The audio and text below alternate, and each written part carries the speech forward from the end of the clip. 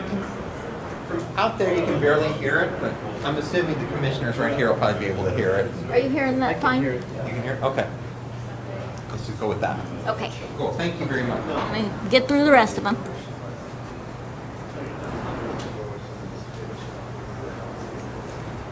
Thank you so much for the help. Oh, no, thank you for...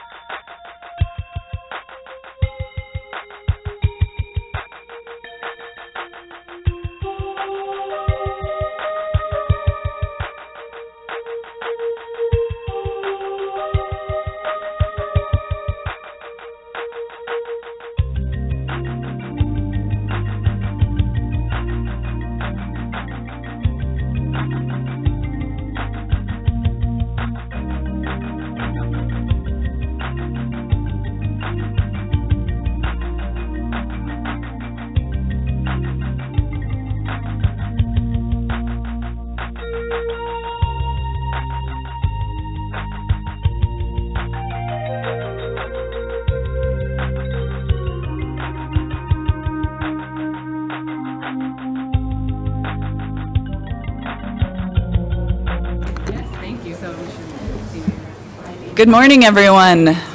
Back for day 2, back for more. Thank you so much again. I don't know if any of the folks that hosted us last night, but the steak fry last night and the Yuma County Commissioners' donation of time and money, it was a really fantastic time and so great to see Chairman Howard. What an amazing guy.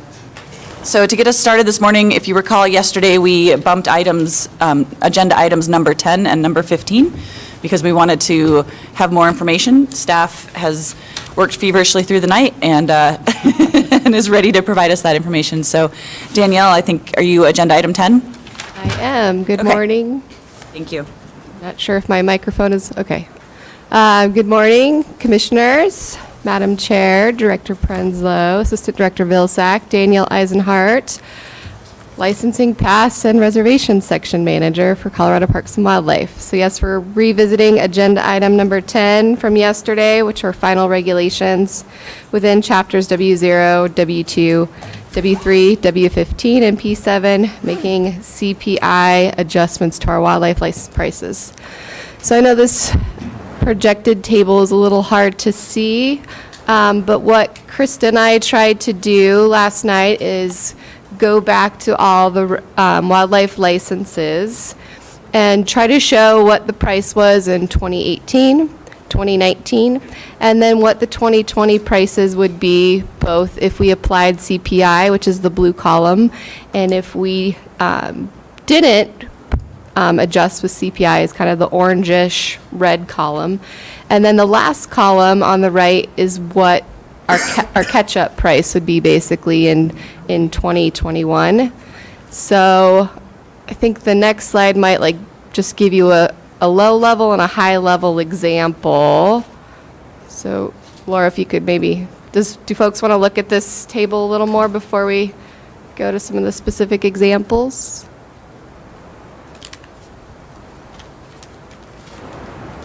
Next slide, this slide. So just kind of giving you a low level and a high level example. So for our residents, really even after 2 years of applying the normal CPI, we're really talking about a $2 difference in their license price. For more of our expensive licenses, particularly for our non-residents, that price does go up about $80 after 2 years. So that's kind of a low level versus a high level of really how CPI will impact license prices over a 2-year period. So we just wanted to kind of provide that little bit of a snapshot. You already heard also the financial impacts that not rounding cumulative would have on our funds coming in. Thanks, Danielle. Question from Commissioner McDaniel? Yeah, could you remind me about the financial impact again, in total? So a high level estimate was $2 million annually impact from not applying CPI. Any other questions, discussion? Commissioner Garcia? Yeah, I was hoping to hear from Justin. I talked to Justin a little bit about this. Is Justin here? There he is. He's hiding. Exactly. Thank you, Justin. So when we got the approval to do our fee increases, you did a projection, a 7-year projection, if I remember correctly. And it looked at where we would be in terms of a shortfall based on using CPI. Is that correct? And so can you talk to us just a little bit about that forecast and what effect this would have if we started not going along with the CPI as recommended? Really, thank you. Good morning, Commission. Justin Roeder, Assistant Director of Financial Services. So yeah, I think the last time we brought that forecast in front of you was maybe in Yuma, so probably about a year ago. And I think the forecast really boils down to two conflicts. Our costs increase over time, so not only with inflation. We have numerous examples where things go faster than inflation, and our revenues were stagnant at the time. So we showed a widening gap as we got out into further years. The projections used, there's obviously a number of assumptions in those projections, but as we got to the end of the time period, you start off with a larger set of revenues, and then it starts still eroding away, even with CPI, due to some of the large projects that we need to tackle over time. So I think, depending on decisions made today and in future years, anything that reduces current revenues kind of brings that gap narrower each time, so that we at some point, we're going to be making trade-offs again between high priorities and daily chores, I guess. Thank you. Okay, any other questions? Commissioner Garcia. Just have comments based on that. Here's my sort of outlook at whether or not we did this. We talk about the tools that we have to put in our bag, and one of the tools that we were given was this fee increase. That was a gift. And to then say, you know what, we don't need it, I'm afraid of doing that, because next time we go back and ask, they're going to say, well, we gave it to you and you decided you just didn't need it. So if you don't need it, don't come knocking on our door again. And so I look at the overall future financial position. We're looking at alternative funding, and yet we are taking a chance at saying, we need alternative funding, but the funding that we do have that you've given us, we've decided not to use. And so for those reasons, I'm really afraid of not going and following the CPI. I've been in different organizations where, you have dues increases, and it's a question of, do we do it every 5 years, every 10 years? Do we do it every year? And those are tough discussions. But here, particularly if you're going to say, okay, we'll save you a few cents this year, but we're going to double up on it next year. And then you have the consumer who says, well, wait a minute, you didn't increase last year, and now you're going to do this double increase. I didn't think you needed it, as opposed to just saying, you knew it was coming, here it is. So that's my 2 cents worth. Assistant Director Vilsack. Just to follow up on what Commissioner Garcia said, Justin and Jeff especially will remember the many hours we spent kind of revising projections for the Future Generations Act. And I think of all the things in that bill, probably the hardest fought or the most important was the CPI piece. And frankly, the thing that we were told we would never get was the resident CPI piece. And I think we justified the need for that. And again, I don't get a vote here today, but just to make that point, that the reason that we got in the situation that we were in when that bill passed in 2018 was that we hadn't had the CPI on the resident side. And if we had that for the 15 years or however long, we actually would have much more money in the bank now. We didn't even make up the CPI that we lost from the last time we had a fee increase when we ran that bill. And so if we start not taking the CPI, my worry is that becomes more of a trend again, and then all of a sudden we're back in the same situation where we have to do some larger fee increase that's much harder to justify, especially to residents. So just to make that point of history there, because we spent a lot of time pinning this down 2 years ago. I think that's helpful. Thank you. Commissioner McDaniel.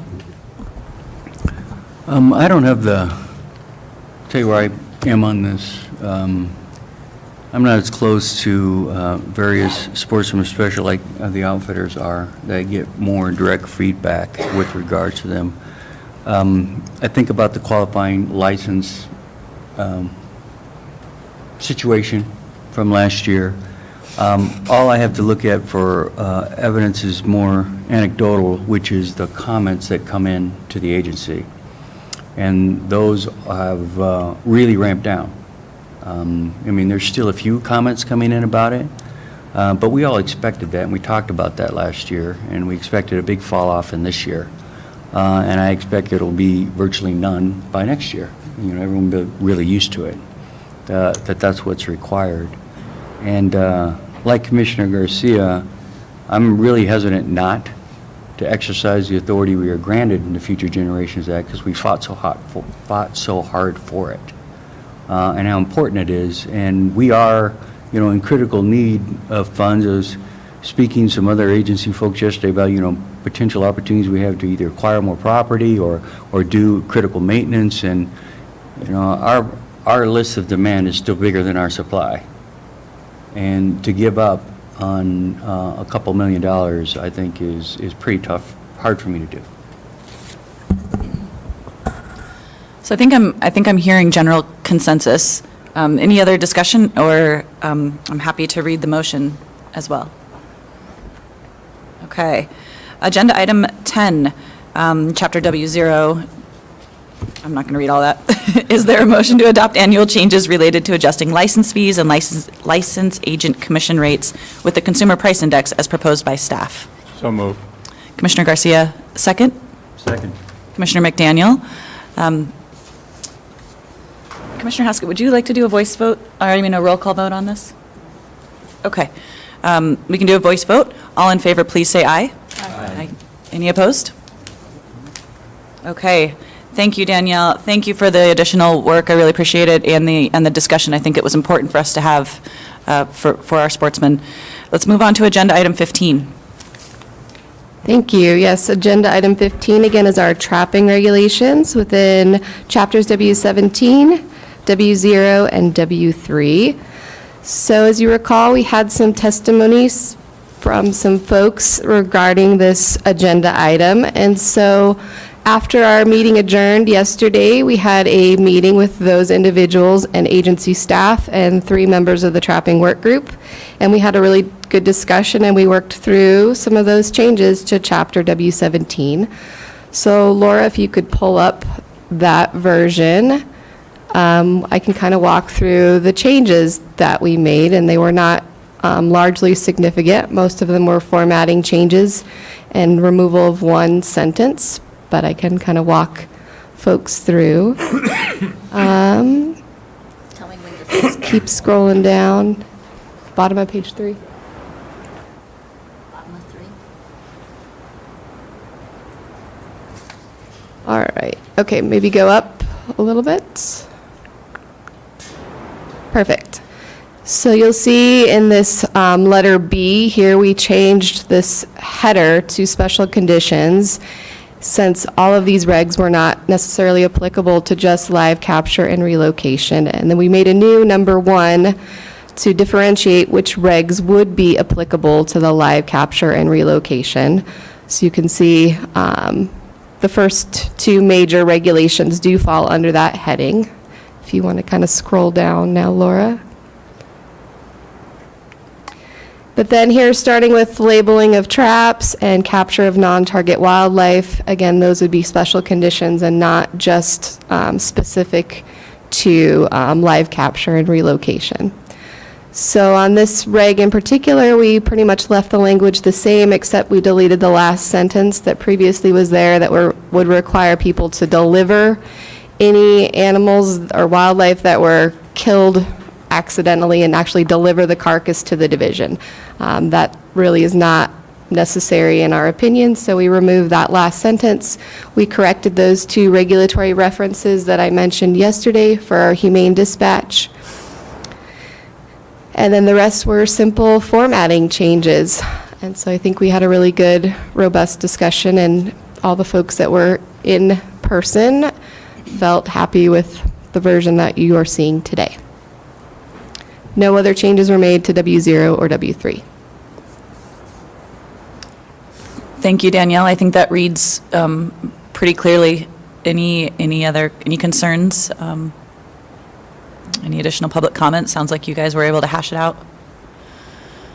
Okay. For agenda item 15, Chapter W17, damage caused by wildlife, Chapter W0, general provisions, and Chapter W3 for bears and small game except migratory birds. Is there a motion to adopt changes related to trapping regulations as proposed by staff? So move. Commissioner Bray, a second? Second. Commissioner Schaefer, we can do a voice vote. All in favor, please say aye. Aye. Any opposed? Okay. Thank you so much. Thank you, and a big thanks to all the individuals who stayed late to work on that. We really appreciate it. I echo that sentiment. Thank you. We are going to move into the regular agenda now. We're jumping to agenda item 26. 2 things for commissioners to take note. This sheet was handed out. This is from the citizen petitioner. It's from this petition that's coming up, right? Yep, from this petitioner.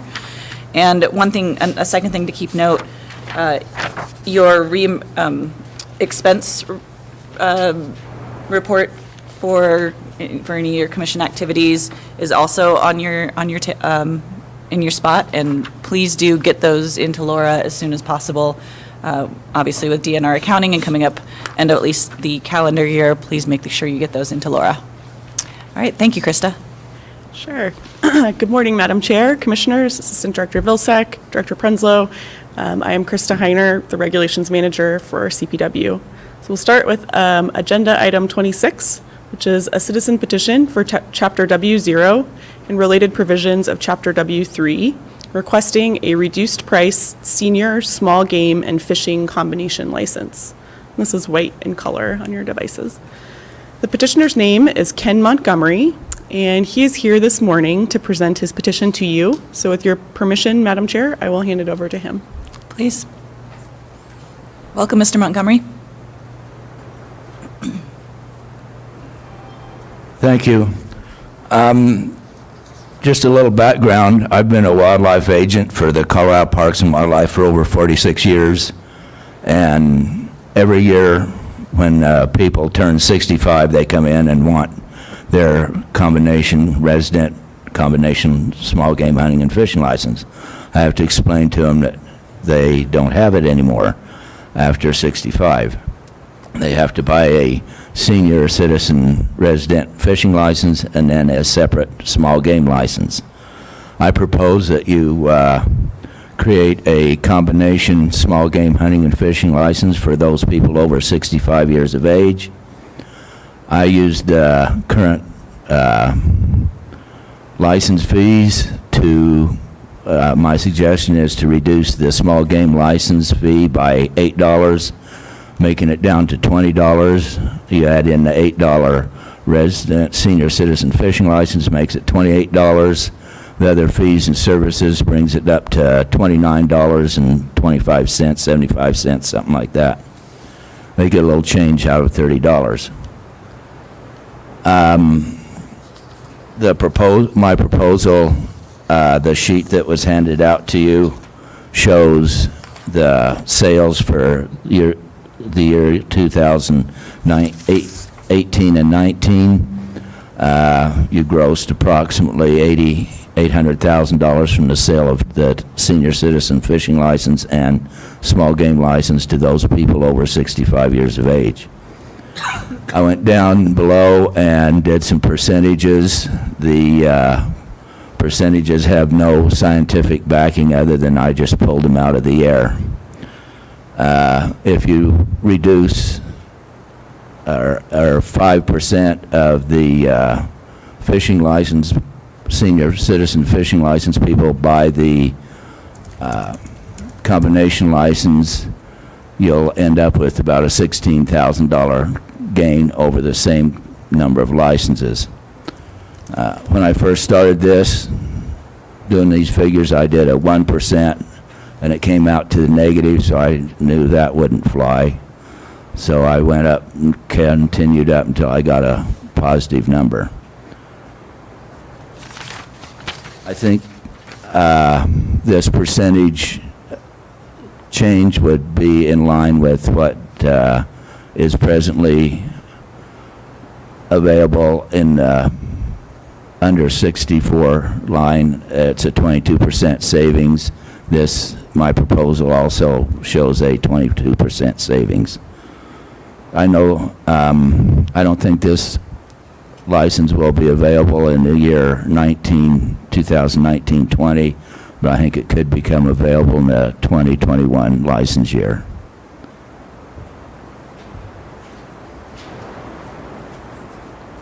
That's really all I have to say.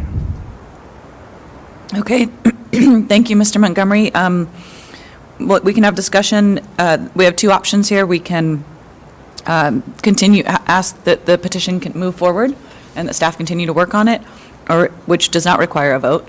Or we can, if we want to dismiss the petition, then it does require a vote. So any discussion, questions? Commissioner Haskett. Thank you. I've been told that years ago we did actually have a senior fishing combo. Did we not? Why did we get rid of it? Can anybody answer that? Commissioner Garcia. I'm senior. So didn't we just made us poor folks have to start paying for the fishing license, right? Correct, yeah, we And so did. that's It why was exempt. It was That's why it exempt wasn't an issue before. for the last 10 or We didn't have to 15 pay for the years. fishing license. We just paid for the small game. And now when we made the seniors start paying for the fishing, then it caused this double up. Is that right? Assistant Director Vilsack. I feel like the historian today. It's weird. Yes, the Future Generations Act, I'm not quite sure about the combo in the past. I'd heard that at some point in time we had it. I believe that must have been, I don't know if that was in statute and was removed at some point in time, or that was kind of more administrative. We did, prior to the Future Generations Act, have free fishing licenses for youth and for seniors over 65. It's now $8. Essentially, during that conversation, we realized that, it costs us just to process a free license, and so we needed at least to cover our costs and to get in excise tax funds from the federal government, which is why it was set at $8. I think more broadly, throughout the whole Future Generations Act discussion and the conversation about youth fishing licenses and things like that, we had a lot of folks come and testify, and you would think that it would be people like Charlie coming and saying, oh my gosh, you're making me pay for a license. We got a few of those. Mostly it was older folks coming in and saying, please take my money. We know that you have a lot of financial challenges with the agency, and we want to contribute and kind of help with that. That's at least my experience from the Future Generations Act. And I think beyond that, just with my legislative liaison hat on, we constantly are asked to kind of give discounts and give free passes and licenses to various groups. And last year, a bill was run to give licenses to disabled search and rescue volunteers. I've already heard that there are attempts this year to give free licenses to National Guard in Colorado, other kind of interest groups. So I think the challenge is mostly just kind of the slippery slope. Where do you decide kind of which group should get a license? Obviously, these are some of the most, from my perspective, some of the most valuable things that the state actually provides to citizens. And so it's just hard to decide where to draw that line. And in the case of some of these bills, who pays for it at the end of the day? Because at the end of the day, for Parks and Wildlife, it's going to be other hunters and anglers that need to kind of make up the cost to backfill. So that's the history. I'll leave it at that. Thank you. Director Prenslow. Takes me a while to warm up, but my history memory popped up. The first part of that question, there used to be a lifetime combination for seniors. That went away with free fishing for a while 15 years ago. So now that's come back larger than full circle, and so now seniors actually pay $8 instead of a lifetime free or a lifetime at $1. And we generally at staff, and Krista's probably getting there, we're not opposed as people under 64 as a combination license get a better deal because they're getting 2 licenses instead of a single.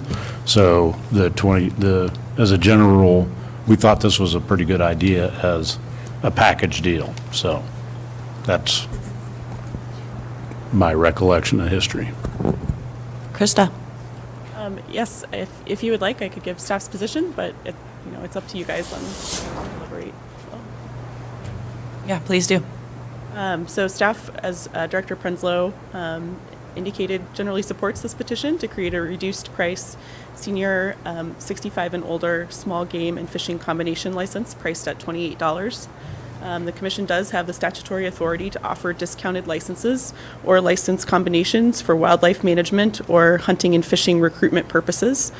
And the $28 price is consistent with the discount offered for resident combination licenses. We did an initial analysis of potential revenue impacts, and they showed that CPW could lose approximately $60,000, but CPW would need to sell an estimated 2,200 senior combination licenses to make up for this loss in revenue, and that's about a 30% increase in the number of resident seniors who currently purchase an annual small game license. So, yeah. That's very helpful analysis. Thank you. Okay, additional discussion, Commissioner McDaniel. Well, I was going to ask you a question about the revenue, but you just answered that, Krista, so thank you very much. I guess I'm going back, Charlie, or Commissioner Garcia, to the discussion we just had about the CPI and the slippery slope comment just made by Assistant Director Vilsack. Those are already discounted licenses? And so we'd be applying a discount to a discount? It's not that they're non-discounted licenses that we're combining to then apply a same or equitable discount.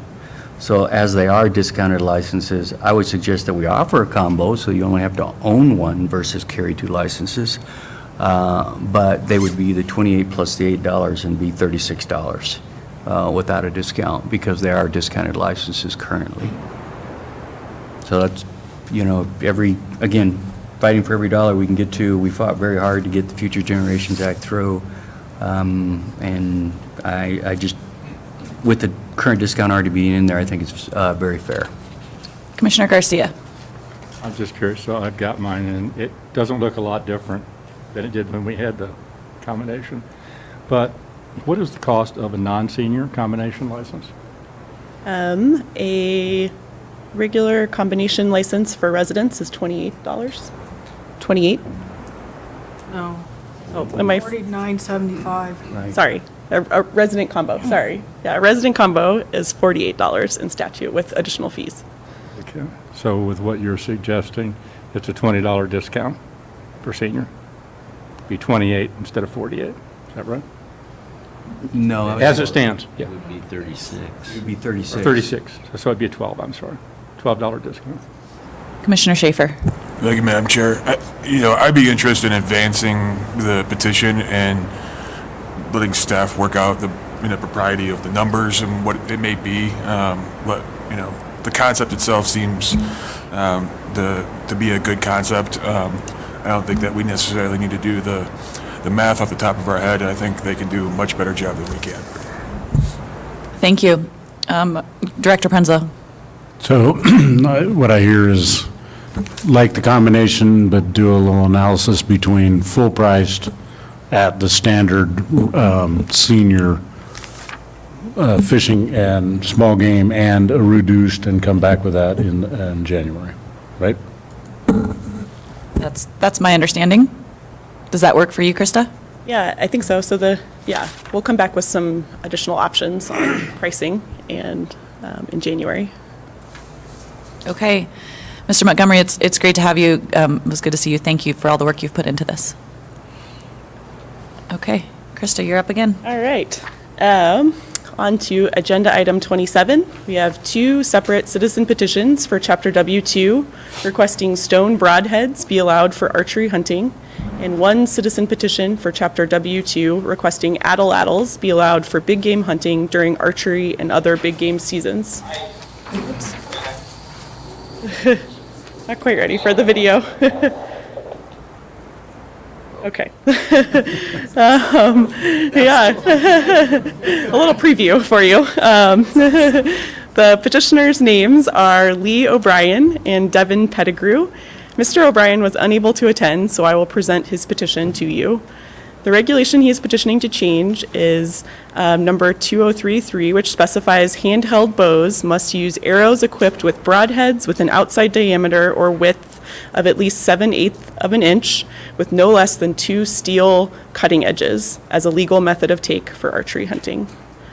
Mr. O'Brien claims that Colorado is one of only 9 states that requires using metal broadheads for big game archery hunting. He claims that 4 states specifically allow the use of stone broadheads for archery hunting, and 37 do not specify. He also claims that broadheads made of stone can be just as lethal and survive impacts as well as metal broadheads. He highlights this would enhance recreational hunting experiences for those who want to use more traditional weapons during the primitive hunting season. Mr. Pettigrew is here this morning to present his petitions on stone broadheads and atlatls to you. So with your permission, Madam Chair, I will hand it over to him. Thank you. Welcome, Mr. Pettigrew.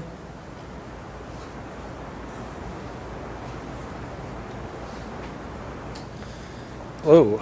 Thank you for the chance to speak today, this morning. This is a atlatl dart. And this is the atlatl. It's from the Aztec Nahuatl word atlat. And the atlatl has a hook on the back. It fits into an indention in the back of the dart. So it affords better increased leverage and control.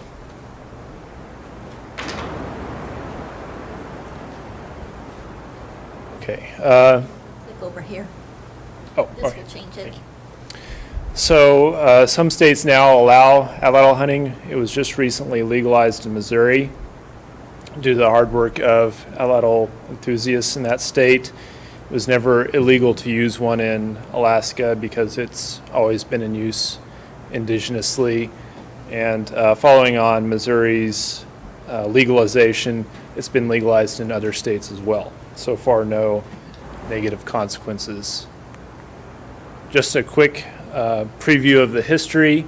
Around 70,000 years ago, you have a transition in southern Africa to smaller projectile points. This probably is the invention of the atlatl, or represents sometime around the invention of the atlatl in Africa. It's also coincident with the first major push out of Africa around 70,000 years ago, and our ability to outcompete other species of archaic humans in Europe and in Asia. We were better coordinated and had more advanced technology, so we were able to make a broader use of the landscape. 15,000 years ago, people migrated into the Americas. They had atlatls. We have parts of atlatls from cultural deposits going back 12,000 years in Florida. And the bow wasn't introduced into the Americas until 2,000 years ago. And most places around 1,500 years ago is when you first see evidence of the bow in the Americas.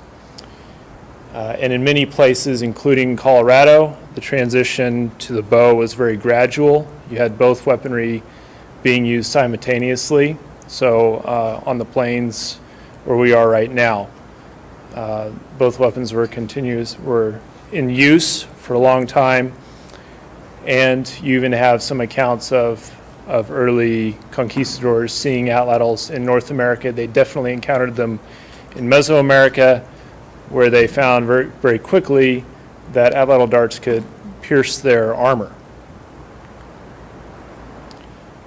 It operates as a lever extension of the body, so it increases the radius of your throwing arm, but as a lever, I have to point out this is really quite different than a javelin. A lot of people in Europe, they use the term spear thrower, but we've used the term dart to refer to the projectile, and the Aztec word for the lever. It's really about as close to a javelin as an arrow is to an atlatl dart. They're fundamentally different projectile weapons. The atlatl affords better control and more power on the projectile. Darts typically travel, that should say, 50 to 70 miles an hour. I was part of an experiment or a study to measure velocity of a lot of different throwers, and you get a lot of throws up over 60 miles an hour. Really fast throws go upwards of 80 miles an hour, but that doesn't come with enough accuracy. So throws for accuracy, 50 to 70 miles an hour, and you can hunt within 15 to 20 yards. You can throw one about 80 yards if you throw it in the air. But 15 yards for me is a good hunting distance. So you have to be close. So here's the video. Any chance we can get it to play now? Oh, there it goes.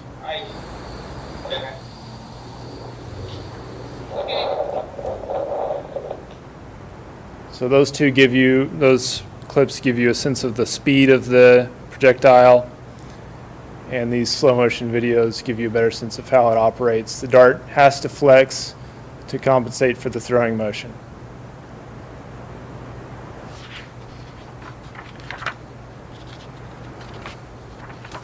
How you control for the efficiency of the weapon for its killing potential for different sizes of game is through the weight of the projectile. George Frizen here, depicted here, archaeologist from Wyoming, went to Africa and experimented on elephant carcasses in the 80s, and he found that very heavy darts could inflict lethal wounds on elephants. We also have an indication of just how advanced the projectile weaponry was, looking at the stone points. Unfortunately, most depictions of mammoth hunts look like this. This is one of the better depictions, and it's really pretty pathetic, actually.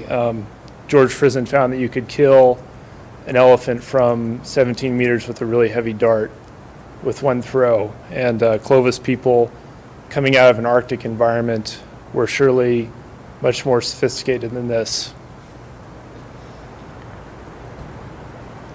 Now we have the problem of conservation and the effects on indigenous people.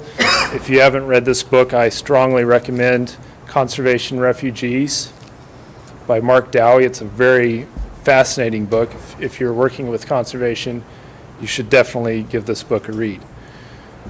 So in Alaska, this is one of the better stories for indigenous people. They have been able to fight for their rights to continue to practice subsistence hunting and fishing in wildlife area, or wilderness areas. One of the main critiques is that they're switching to motorized equipment, high-powered rifles, and they still, in many circumstances, use traditional hunting equipment. So it's really kind of tricky to work with indigenous people to continue sustainable hunting practices. This is one of the reasons that conservationists are coming up with policies to kick them off their traditional lands and set those aside as game refuges. So I think trying to break down this dichotomy is going to be important. And so here's another example of this dichotomy. If you have read Jim Posewitz, Beyond Fair Chase, he says in here, the ethics of hunting deteriorate as machinery and modern technology are substituted for hunter stamina, skill, knowledge, and practice. So at one end of the spectrum, you have fair chase, and at the other end, you have highly effective hunting equipment. We try to regulate skill with technology because it's a way to reduce wounding on animals, but we have to understand that skill is necessary if we're going to have fair chase. And Posewitz also points out that most of the problems people have with hunting regulations is there's not enough fair chase. So I would argue that a weapon like the Atlatl, it requires a lot of skill to use. You're going to have a lot of skill to even get close to animals in the first place, and then to use the weapon. And few people are going to be running around like crazy people with spears, stabbing everything in sight, as I read on one report recently. I think that's more likely the case with modern equipment. Unskilled users are going to be more likely to be using rifles and modern bows, and we know that a lot of wounding occurs in that case. So we have to have skill, otherwise hunting technology is not going to be ethical. So this is an ancestral weapon to humankind. It's what allowed us to push out of Africa into new climates. In places like Colorado, it's been the primary hunting weapon for the vast majority of time that people were here. It's, hundreds of thousands of years demonstrate its efficacy. And for people like me, I understand why people would want to use compound bows. They're really quite different than traditional bows. For me, this weapon captures much better the spirit of archery. So I'm petitioning to allow it for archery season. Great, thank you. Thank you for the presentation. I think we spoke yesterday about our commission policy on citizen petitions, and I think this is a good example of one that may, once we review the commission policy in January, that this could go through a staff level perhaps we'll see what that policy looks like in January. We'll have that discussion. But again, we have two options here. We can dismiss the petition, which would require a vote, or we can ask staff to continue it and hear about it again at the next meeting. Is there a general feel of what folks want to do? Commissioner Schaefer. Thank you, Madam Chair. I'm just wondering, it looks here like you really haven't talked to many of the traditional or mainstream hunting and fishing groups in Colorado, or demonstrated or provided any written support of your concept and idea here in the citizen petition. I'm just trying to get an idea of what the level of outreach has been in communication with those stakeholders that are already heavily invested in hunting and fishing in Colorado. I've just moved to Colorado from Arkansas in the last few years, and I'm at the University of Colorado in Boulder, and this is what I study. My connection is with a primitive skills group in Loveland called the Laughing Coyote Project, and they were very interested in this petition. That's the reason I also petitioned for Stone Points, because they brought that up as well. I don't have a lot of connections with larger organizations, hunting organizations, to bring this project up for them. I think if we did a regulatory change, we would have to, I'll ask Krista to clarify, but I think we would have to obviously put that as an issue paper, present it in a two-step process, and make sure that folks, our traditional hunting folks, I guess I don't know if traditional might not be the right word, but are some of our, not the right word, stricken from their minutes. But I do think that we would be forced through statute, but also we would want to gather public input on that whatever regulatory language we propose. I see Krista nodding, is that accurate? I mean, if this were to move forward, that would be, I just want to make sure that this would be something that would address Commissioner Schaefer's concerns. Commissioner Garcia. Assuming that it does move forward, I would like to have some information as to kill efficiency. I know that's one of the concerns that we have with archery, is the number of wounded animals. And so I would like maybe some input as to how this might relate, both the broadheads, the stone broadheads, and this as to those particular issues. It's understood. Thank you. I have an additional presentation on the stone broadheads, and I will address that a little bit. Commissioner Bray. I was pointing to her. Oh, sorry. Commissioner Haskett, thank you. Okay. Thank you. Is there any kind of a class for proficiency or something that states that a person who does this is accurate and knows what they're doing? Like we take hunter safety classes. I think that's important with something like this. I absolutely agree. I see that lacking as well with rifles and bows. There's no, way to control that skill level that I've seen, or that we put much effort into. So the closest thing, there are athletical clubs, organizations that have accuracy competitions and 3D target animal shoots, and it would certainly be possible to get that up and running and get more involvement in that. Commissioner Adams. Thank you. I'm really excited about this reclaiming of indigenous methods of take, and really excited for the opportunity to explore more. I'm also curious about the environmental impacts, and I know you're going to get onto the stone next, but having that metal versus having stone, and some of the impacts around that as well. So I think there's a lot of both cultural, social, economic components that need to be considered, but very excited about reclaiming. And as we're thinking about trying to invite more folks who have been historically marginalized, I think this is a very important and meaningful strategy to recognize and validate those indigenous methods of take. Thank you. Thank you. Commissioner Hauser, and then I'd like to hear from staff as well. Sorry, thank you, Madam Chair. Thank you for bringing this to us. I would certainly concur with Commissioner Adams' comments regarding the opportunity to explore this and would encourage the petition to move forward with the appropriate due diligence and to bring back information to us. I always defer to the folks that are more close to this, that are on the commission, and certainly would love to hear from them as well. And would seem no harm to continue to explore and bring additional information back to us. I am curious, you described sort of the group that you are part of. Do you have any sense of sort of the quantity of individuals, clubs, groups? What are we talking about in terms of potential sportsmen and women who might participate in this activity? Yeah, that's a very good question. Not a lot of people know what this thing is, even though it's, I think most people associate indigenous hunting practices with the bow and arrow. They don't even know what this is. There's a World Atlatl Association.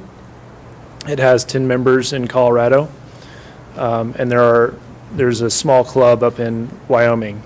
And generally people from the World Atlatl Association, when they go to events, they're traveling across states to get to events. So it's got a small following that's been growing with interest. And I think movements like what's happened in Missouri has created more interest in the weapon, and just, greater realization of how people hunted in the past. So.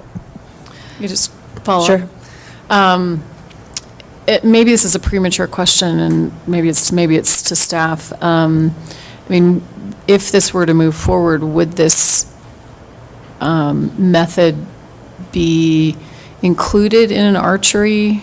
Again, in terms of a category, I'd just be curious as we think about seasons and timing and all that. Is there any sort of speculation as to whether that would be the case? And again, maybe a very premature question that we want staff to come back with us with some ideas, but I'd just be curious how this would fold in potentially. And I think I'd like to hear staff position on this. I think they've probably looked into some of these things. Thank you. So I would say we, as staff, considered kind of the stone broadhead atlatl discussion in tandem together, because they are similar and involve similar considerations. So I don't know if you would prefer to hear just our position on the atlatl. Let's do at both. this point, I'd like to try to combine this again because we had to add those other items to try to stay on schedule. Sure. Okay. So let's see. Staff does not support approving these petitions based on the following reasons. CPW's regulations are designed to ensure all archery equipment conforms to minimum standards for the well-being of wildlife, while allowing for a primitive season for archery, while also keeping regulation complexity to a minimum. For bow hunters, the method that achieves the most penetration possible on an animal should be used to avoid wounding loss. The bow's draw weight and the arrow's broadhead are important factors in determining penetration.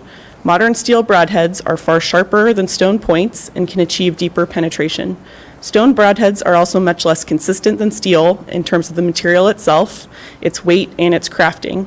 There are no quality standards, as there are with manufactured steel broadheads, on the sharpness of the blade, the weight, or the design, which can lead to inconsistent performance. Additionally, a person can use stone point arrows for archery hunting for small game, fur bearers, and migratory birds, as there are no broadhead requirements for these species. So those wanting to experience hunting with stone point projectiles can do so in Colorado, just not for big game. The atlatl has never been used as a method of take in Colorado because it is difficult to ensure consistency in use. For example, there's no minimum draw weight standards. And there's a greater risk of wounding loss for big game when used by an unskilled person. And anecdotally, we checked with Nebraska, which allows atlatls as a legal method of take. They indicated that there hasn't been that much participation. And however, one ongoing concern for them is ensuring a clean kill. So with that, I'll turn it over to you for additional questions. Okay, thank you. I do think we also want to hear about the stone broadheads, but again, in the interest of time, I think, Mr. Pettigrew, you said you have another presentation. Would you be able to, given that we we already have had some of this discussion. Would you be able to condense some of that presentation? Yes. Thank you. I'll do my best. Okay. Stone points. We have several good criteria given to us on what an ideal broadhead should be by archery hunter Ed Ashby. A broadhead should have 2 blades, no more than 2 blades, because it's a wedge. He finds it, how deeply it penetrates is much more indicative of killing potential than the number of blades. So 2 blades is more effective than more than that. It should have a single bevel, so on one blade is sharpened just on one edge, and the other side of it is sharpened on the other edge. That creates this beveled look. If you look down it, it's, the blades are situated like that. That creates a spiral wound through the animal. It creates this torquing, and when it hits bone, it torques and splits heavy bone, which reduces the drag on the trailing shaft. It should be diamond shaped, so it shouldn't end quickly here at the back end like this one does. He has some inconsistencies in the broadheads he uses. That creates more wave effect as it travels through the body and increases drag. It should be razor sharp. It should break rather than bend. It should have a robust cut on impact tip, so not a piercing tip. It should cut right when it hits the animal. That reduces drag. It should have a smooth, gradual taper towards the back, from front to back, and it should balance extreme forward of center. So first thing to recognize is that none of these are really captured by the current regulations for broadheads in Colorado. Okay, to move on now. I ran an experiment on a domestic pig carcass. This was for my master's thesis. The carcass weighed 220 pounds, was killed ethically before the experiment. And this is one of the more extreme dart points that we tested in that experiment. It's very large. These types of points come out of the northeast U.S. They're expected to be knives. So we didn't expect this to do well. But because this projectile met the kinetic energy and momentum recommendations for an animal of that size, it actually penetrated completely through the thoracic cavity and created a very large wound surface area, 47 inches squared. The recommended for an animal that size was 10 inches squared. So it performed a lot better than we expected, even given its kind of awkward shape. This projectile point penetrated the hog several times, punching through the body. And on the last shot, it impacted a rib dead on, broke the tip, and it still penetrated 8 inches and created a 18 square inch wound surface area and blew a large chunk out of the rib. In Colorado, we allow these expandable broadheads. According to Ed Ashby, these are extremely inefficient. They pierce rather than cut on impact. Then as they're penetrating, they have to push this rubber band out of the way and open these blades. I've heard of these things not working properly, but generally they seem to work even though they're inefficient. A lot of broadheads we use don't meet Ed Ashby's standards. They still work because archers use equipment that meets the recommendations in kinetic energy or exceeds them in kinetic energy and momentum for hunting animals of that size. Luckily for animals like elk, they don't follow the regulations because the regulations specify 35-pound pull. Well, your bow needs to pull at least 55 pounds, and it's actually the force draw curve of the bow, its profile as you're drawing it back. That leads to the velocity of the arrow. It's the weight and velocity of the arrow that really matter. So, in other words, we leave a lot of aspects of design and the effectiveness of the weaponry up to the hunter. The regulations are extremely minimum, and they, if you're hunting elk, you need to use something better than a 55 or a 35-pound bow. Stone broadheads are highly effective. They have been used for 500,000 years for hunting. If they didn't work, none of us would be here. So for people who are interested in fashioning their own broadheads, as people have done for a very long time, they're interested in that traditional ancestral aspect of hunting and that experience. I'm petitioning to allow stone broadheads again in Colorado. They were legal for a very long time. Thank you. Thank you. Any additional questions or comments from Commission? Commissioner McDaniel.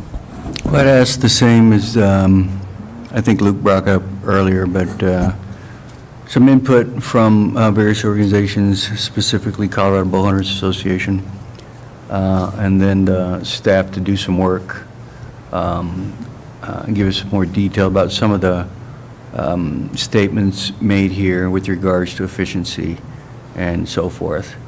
As a petitioner, I'm sure knows there's a great debate about broadhead and broadhead efficiency. Oh, yes. From 2 blades to 3 blades to fixed points to expandables. And obviously the big difference is, you know, new generation bows shoot 300 feet per second, not 80 feet per second. So, but I think the most important thing for us is humane, fast dispatch. And that's what I heard from Krista, and that's what I'd really be interested in more about, hearing about the agency with regards to this. Okay, Commissioner Bray. Yeah, you know, it's an interesting topic, but I'll be very blunt, I guess, in my comments. I don't think it rises to the point of has proper take for Colorado.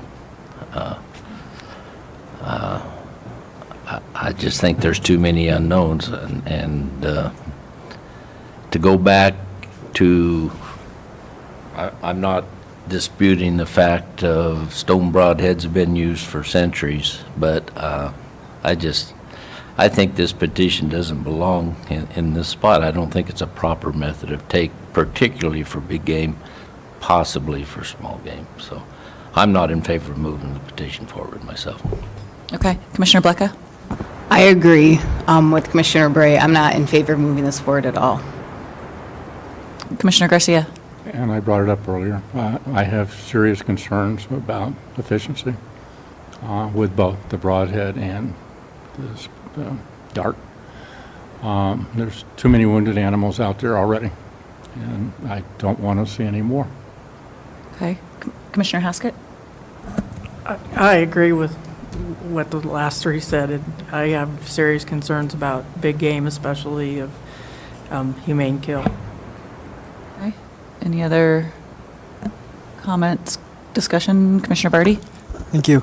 I would say that if we are choosing not to move forward with this petition, that I would like to see us consider our regulation as it relates to native people and their traditional ways of hunting.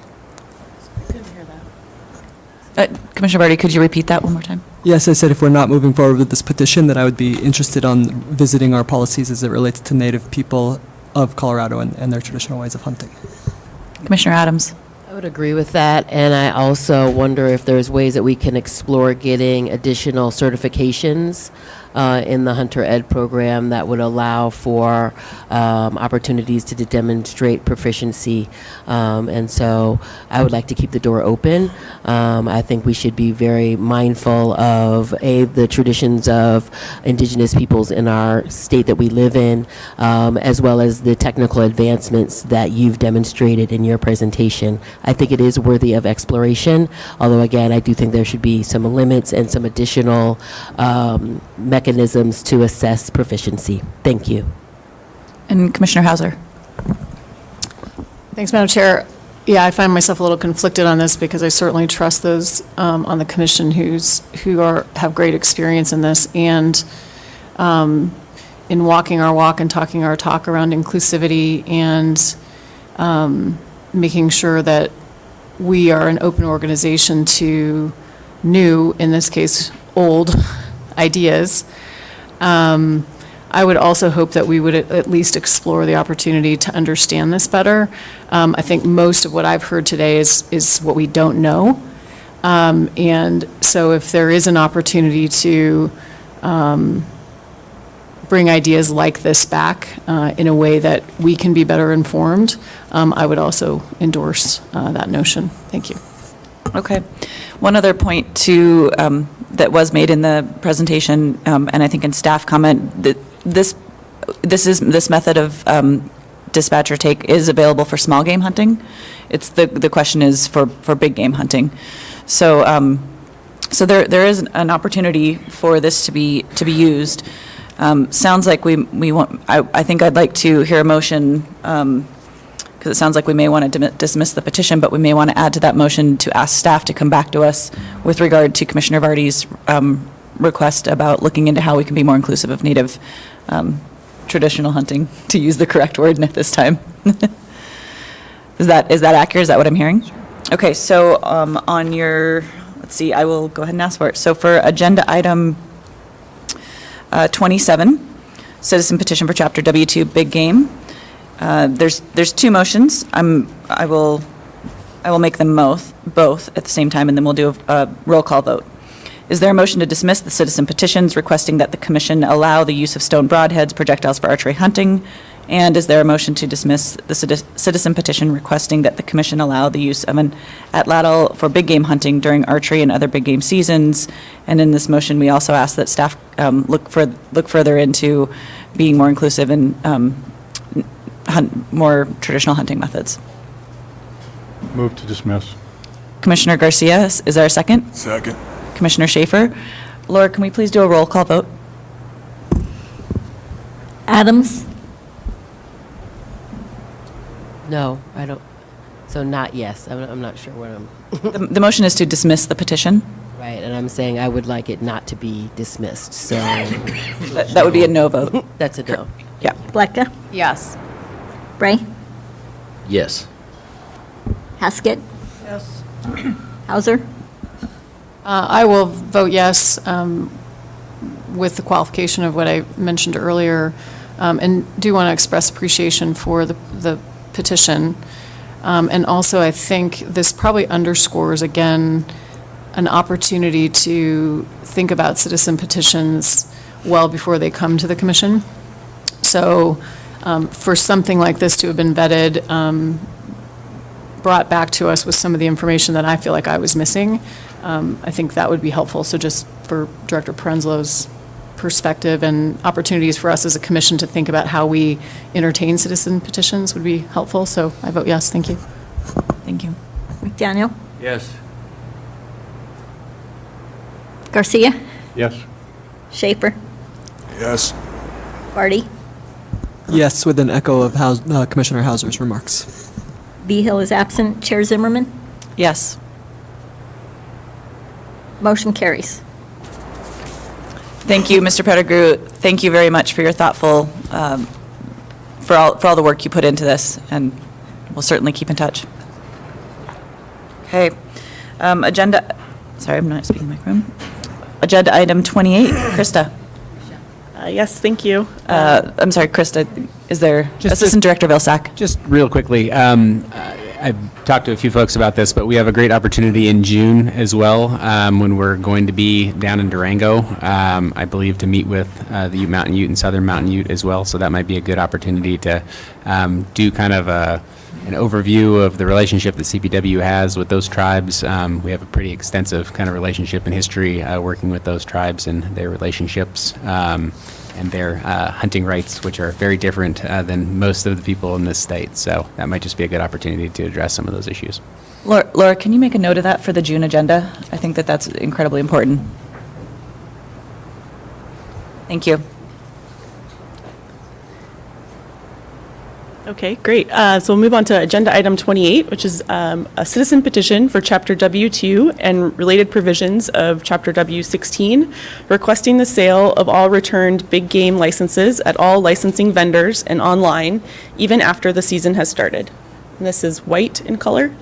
The petitioner's name is Justin Moore, and I believe he is here this morning. Yes, okay, great. To present his petition to you. So with your permission, Madam Chair, I will turn it over to him. Please. Welcome, Justin. Good to see you again.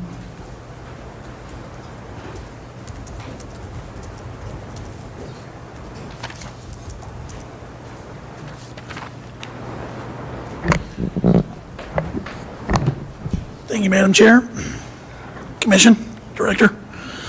I kind of thought that the subcommittee was going to give a presentation about what we were trying to do, but essentially, what we would like to see is that all the tags that become available after a season has started be available for purchase online rather than being forced to go into a CPW office. In our emails that we exchanged, it seems like the subcommittee is not going to support all of the hunting licenses to be available for purchase online. And to be quite frank, I'm not going to support that either. Personally, I'd like to see alternative number 2, where all the 5+ preference points hunt codes become available for purchase online after the season has started. If you've read the petition, really we understand that the current regulation is in place so that potential poaching activity is curbed. Essentially, if somebody knows that there's 300 tags on the leftover list, they can say, oh, I don't really need to go get a tag, go kill an animal, and then purchase the tag after they've killed the animal. And the spirit of the current regulation kind of makes it so that if I'm going to get a tag, a Parks and Wildlife employee has to physically see me and say, okay, you don't have blood on your hand, nothing bad is going on here. And the reason why I think that we can do the 5+ point codes is strictly the demand. We see those tags go within the first minute every single time. So anybody that would see those tags become available would never have the opportunity to conduct any illegal activity. Were there any questions on that? Commissioner McDaniel. Just one quick question. I wanted to clarify because I didn't see that in the petition here. I'm assuming you're talking about licenses that are returned before the season begins. Correct. So the license has to be returned before the official date of the season beginning, but then be available for sale online and from an agent after the season has started rather than having to come into the office. Do you have an idea of the number of licenses we're talking about? What's the inconvenience factor here of having to come into an office? We're talking 1,000 people or 10? Well, currently my system's tracking right around 200 tags every single week. Now, you guys might be pushing out something different than that because my subscribers might not be tracking every single hunt code, but that's what we're seeing. Yesterday, we actually saw 3 Unit 44 four-season deer tags, which each one of those tags would have taken a non-resident 25 years worth of preference points to purchase or wait for, and those 3 tags were only available at a Parks and Wildlife office. And the reason why we think it would be better if we could get those online is because really what we're doing is we're segregating it to a specific geographic location. People are going to use these tags one way or the other. And having the ability to say, okay, I am an hour and a half away from the nearest Parks and Wildlife office, but I still want to take advantage of this tag. Having that available online would make that much easier.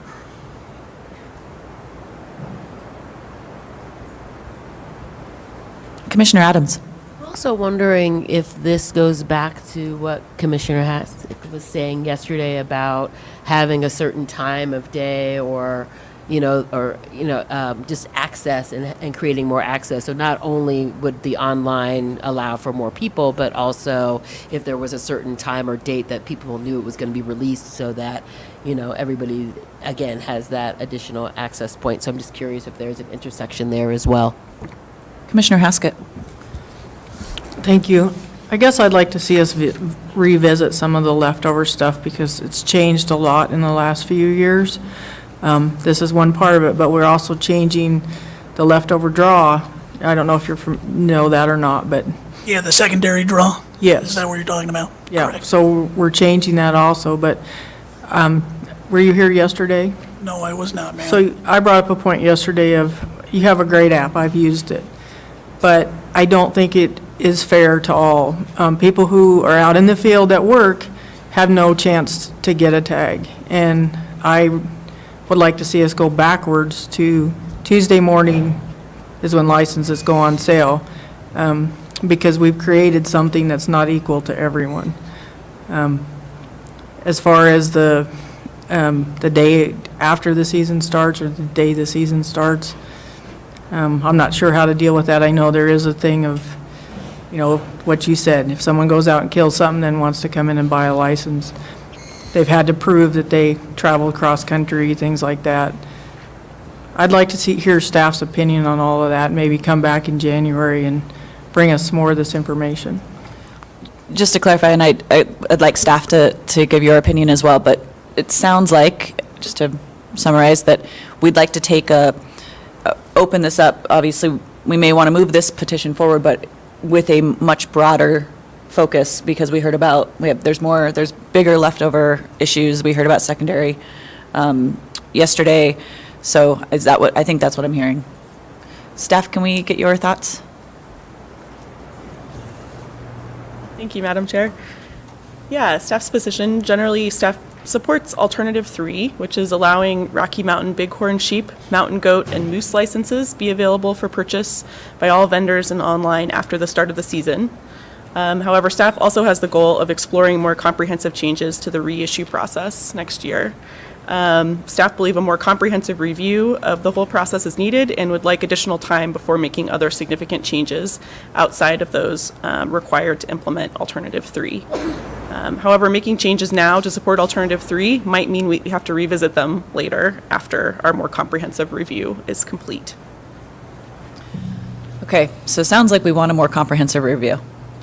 I'm seeing lots of nods. Okay, so let's move the petition forward as well as a more comprehensive review. So, of course, Mr. Moore, you understand that may mean that your specific petition may fall under a more broad effort, so it may not have an answer as quickly as you'd like. Oh, sorry. Okay. I was just going to clarify. So with Alternative 3, making Rocky Mountain bighorn sheep, mountain goat, and moose licenses available, does the commission support staff's position on moving that forward for this coming year? I think that's what, yes. With the I see what you're saying. Okay. So, yes, we want to take a broader look at the entire issue, but staff is saying, do we want to focus on Alternative 3 to move that forward more quickly? Yeah. Okay. Does that make sense to everyone?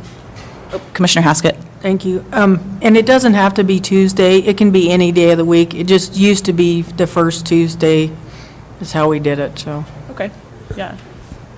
Commissioner McDaniel? And to add to Marie's comment, so because of where this is going with the review of the whole leftover and whatever process, if you move forward on the sheep, moose, and goat online prior to that, so I'm assuming for that 1920 season, I'd like to see that done with, as Commissioner Haskett talks about, with them being available on a certain day at a certain time, not online for whoever just happens to be able to sit at their computer waiting for that or use some service and get a jump on the rest of the sportsmen. So all sportsmen would know, whatever, Monday morning, 8 o'clock, here's the new licenses that got returned. They can look at them Sunday night, and they can deluge our call center at 8 a.m. Okay. Is that clear? Okay, Commissioner Adams, and then Danielle, looks like you've got something to add. Yeah, I just wanted to concur that, as a budding sportswoman and the other sports persons that are out there trying to make that system more equitable across the board will be incredibly helpful. Also want to look into linguistic diversity or options within our systems as well as we revisit how we're doing that process. So I just wanted to add that linguistic component in there as well. Thank you. Thank you. Danielle? So Daniel Eisenhart for the record.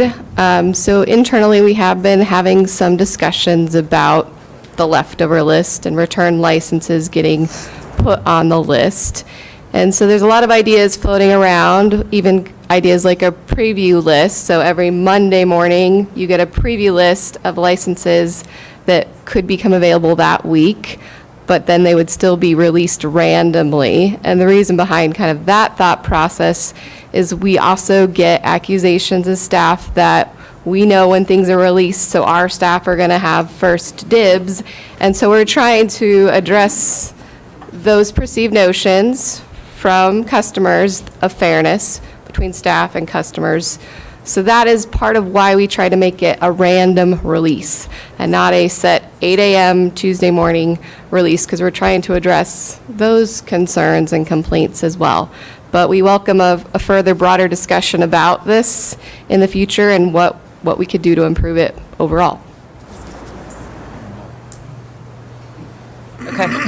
Okay, thank you. Did you have additional comments, Mr. Moore? If you don't mind, Chairwoman. Okay. Real quick, I just wanted to address two things. For starters, I could not agree with you more, Commissioner McDaniel. There is the horrible inequity in the system that we currently have in place. The app that I created was the most efficient solution for the current process that we have. Now, we can go backwards and back to what we feel is safe, or we can continue to move forward and create other avenues that are more equitable for all sportsmen across the table. Now, I spoke with Ms. Truitt a couple weeks ago, and about what I would like to see, and I would love to eventually one day have that discussion with you folks. I don't think this moment is the time to have that conversation, but more importantly, no matter what we decide to do, we will always have these tags get returned to the Parks and Wildlife in a time frame that does not allow you to get these tags to customers before the season starts, no matter what. No matter what we decide, whether we do a preview list, whatever comes out of it, they're always going to get turned in too late for us to have them online. We want these opportunities. We want to take advantage of them. Real quick, Ms. Heiner sent me an email the other day, alternative number 2 for the 5+ point tags. Apparently one of the big things in the subcommittee was that the IPAWS system just does not support the differentiation between 5 points and more or 4 points and less. Well, that's just an easy open records request. The database would not be that hard, and creating a filter in IPAWS wouldn't be that hard either. I would appreciate if we could at least have the discussion of getting those 5+ point tags available for us next year, because no matter what, we're always going to have this problem. Sounds like that is the intention, that we do want to move things forward. So, thank you. Thank you. Okay, Krista, go ahead. Sorry, I just wanted to clarify really quickly. So it sounds like, definitely we're all in support of the more comprehensive review over, the next year to look into this problem more thoroughly. And it sounds like there still is a little bit of disagreement or uncertainty about Alternative 3, which was to make those moose, sheep, and goat licenses available online and at all vendors after the start of the season. And so I'm hearing maybe we shouldn't go forward with that alternative. Is that correct? I think we do want to go forward with Alternative 3. Okay. Is that? I think so. Okay, but just a broader look at the time of day when that becomes available. Pardon me, Commissioner McDaniel, with whatever recommendation you come back with, whether it be random or a specific time, and then your input on the reason random, Danielle's was very helpful as to why you believe random was more equitable. But I think you answered the question about online versus in person. I mean, would staff prefer to take a more broad view of all of this and hold on Alternative 3? Or hold on picking which alternative to move forward with? Because I think we'd be happy with that as well. I think that would be just as just as fine. So why don't we do that? Why don't we have staff move forward with the petitioner to take a more broad look at all of it before selecting alternative 1, 2, or 3? Okay, that sounds good. Is that clear? Is that an agreement with others? Thank you. Thank you. Thank you. Okay, Andy Ninus with our Colorado Wildlife Council.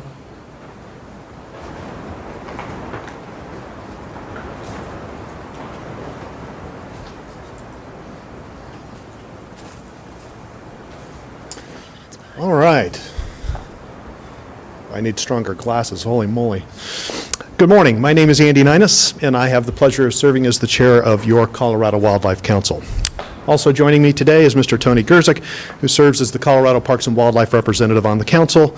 You, of course, may know Tony better as the Creative Services and Marketing Section Manager for CPW. I would like to thank the CPW Commission and Director Prenslow for the opportunity to provide you with an update about the Colorado Wildlife Council, our trajectory, and how we are pursuing our objective. By statute, the Council's mission is to oversee the design of a comprehensive public media-based program to educate the general public about the benefits of wildlife, wildlife management, and wildlife-related recreational opportunities in Colorado, specifically hunting and fishing. As you all know, Colorado is changing. It's growing. This growth is largely impacting urban areas with out-of-state transplants, changing the dynamics and landscape of Colorado. These new residents, largely millennials, come from different backgrounds and experiences that shape their belief system and how they view the world, which often differs from what has traditionally held true for Colorado. However, Colorado's beauty and open space remain a major draw for those moving to the state. The constant changing dynamics of Colorado, influenced by national and international events, is why it is important for us to be nimble in understanding the audience we are speaking to and delivering a message that is relevant to them. The Colorado Wildlife Council conducts a statewide survey twice a year to track campaign effectiveness and changes to audience hunting and fishing, especially in young urban audiences. This presented an opportunity for the Colorado Wildlife Council to focus messaging to those that could be most swayed one way or the other towards hunting and fishing. Targeting these individuals makes us more efficient with our ad spend and enables us to maximize the overall impact as we work to educate the public about the value of hunting and fishing in Colorado.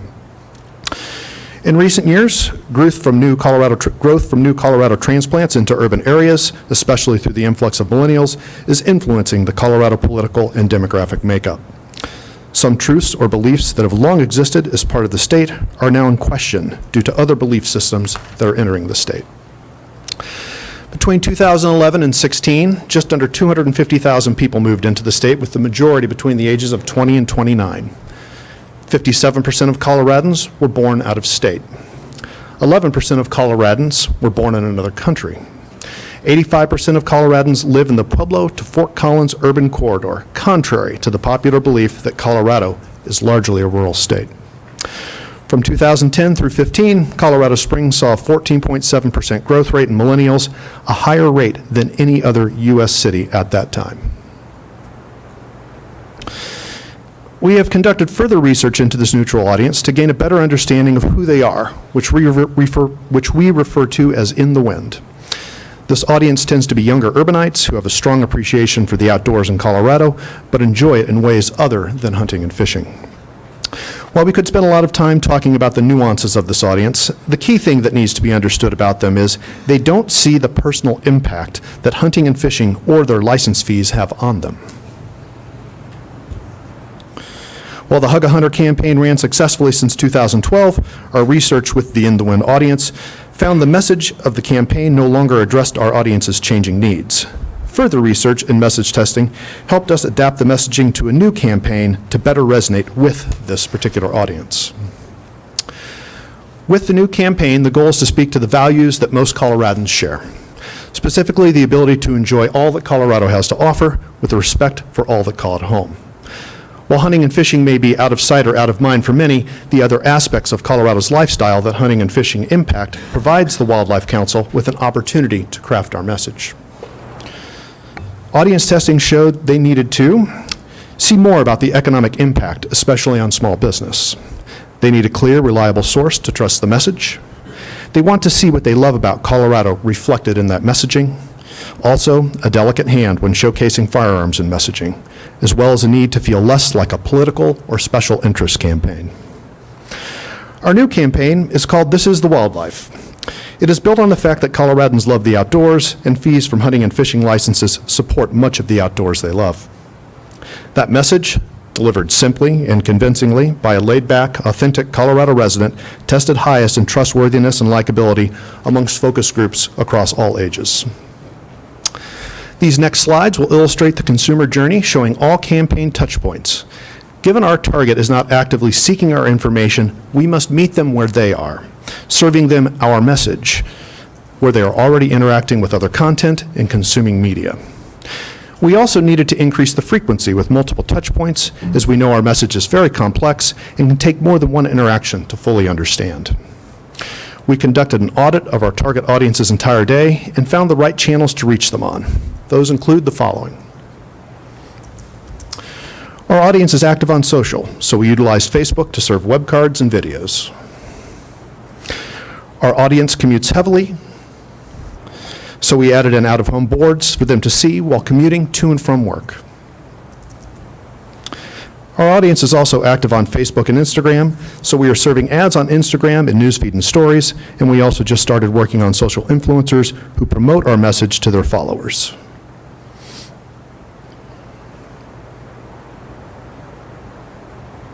And now a brief example. You know, hunting and fishing supports over 25,000 jobs in Colorado. Any luck today? Nope. That's why we're here. Welcome to the Colorado Wildlife. Our target likes data and facts when it comes to topics like ours, so we've written articles that are served natively on websites. This one in particular is about economic impact.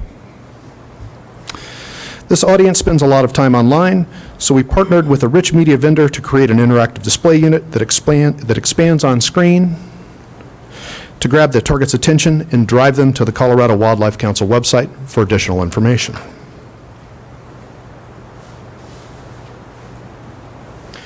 Once again, heavy commuters and heavy digital radio consumers, so we partnered with Spotify and Pandora to serve radio ads like this one. Colorado has the world's best wildlife. Everything from bighorn sheep to backcountry adventures. But you already knew that. What you may not know is that fees from hunting and fishing licenses help pay for all that wildlife. Or maybe you did know. Who knows? And lastly, while they are not big traditional TV watchers, they are live sports fans. So we've done a targeted TV buy centered around sports, as well as hyper-target connected TV placements for cord cutters. This is the Colorado Wildlife. And this is the Colorado Wildlife, where hunting and fishing add $3 billion to Colorado's economy, helping animals thrive and keeping lands open for everyone to enjoy. It's something I don't think many people know, that hunting and fishing are a big part of the Colorado we love. So now that you do, I'll get back to enjoying my morning coffee. If that's what it is. Welcome to the Colorado Wildlife. To date, the campaign has delivered over 38 million impressions across 10 digital, social, and traditional tactics. On social media, the Wildlife Council ads average just over a 10% ad recall rate, surpassing the 9% industry benchmark. Influencer posts have an average engagement of just over 3%, which is in line with the 2 to 4% benchmark. Wildlife Council billboards were placed in 12 locations throughout Denver, delivering over 14 million impressions. And Wildlife Council television ads aired within programming such as the Colorado Rockies, Avalanche, and Broncos football games, as well as premium ad placements in programs like This Is Us and The Masked Singer, serving another 1.2 million impressions. As you can see by the comments on the right, this new campaign has been very well received, and people have responded positively. And with that, I would like to thank you and take this opportunity to answer any questions that you may have. Thank you, Mr. Ninus. That was a really cool presentation. All right, very good. I definitely fall into a lot of the categories of listen to a lot of radio and spend a lot of time in the car. And this is a big step from where we started with Hug a Hunter many years ago. So thank you. It is. Thank you very much. Any other questions you'd like to ask? Commissioner Garcia. So I agree, thank you. But I always go back to, how much I hated the special sauce from McDonald's, but you couldn't get it out of your head, right? And the Hug-A-Hunter has always been that way. Is there anything in there in new that you think will have that long-lasting, where people will go, as you say, you just automatically go to the Hug-A-Hunter? Is there anything in the new that will have that grab? Well, hopefully next year, when I have the opportunity to come back, I can answer that question for you a little better, as we have just rolled out this campaign. As I mentioned, we do audience testing twice a year, so we're testing recall. We're trying to see if people are responding positively. It is a very different audience. It is a very different method, and I'm trying to be respectful of everybody's time. But the fact of the matter is, in my tenure of volunteering with the Wildlife Council, this is the first time we're actually, quite frankly, playing the game the way it should be played. We are touching across the spectrum of media and how people are engaging in media. Traditional TV serves its spot, and it works for guys like you and I. I have a little gray in my beard, so I certainly am probably more in that capacity than others. But we are certainly engaging everyone everywhere, and time will tell. So I hope to have a good answer for you next year. Yes, sir. Commissioner Adams. Always wonderful to see more inclusive representation of the different folks who are participating in these activities as far as recruitment. One thing I always bring up is it's great to see ethnic and racial diversity in the photos and in the commercials, but I also want to see that reflected in the vendor selection as it relates to who is creating these different posts, and also having opportunities for to bring in historically marginalized communities or disinvested communities as far as telling their own story, and being involved in the actual creation of these different spots and things. So I just wanted to make sure that that was also being addressed.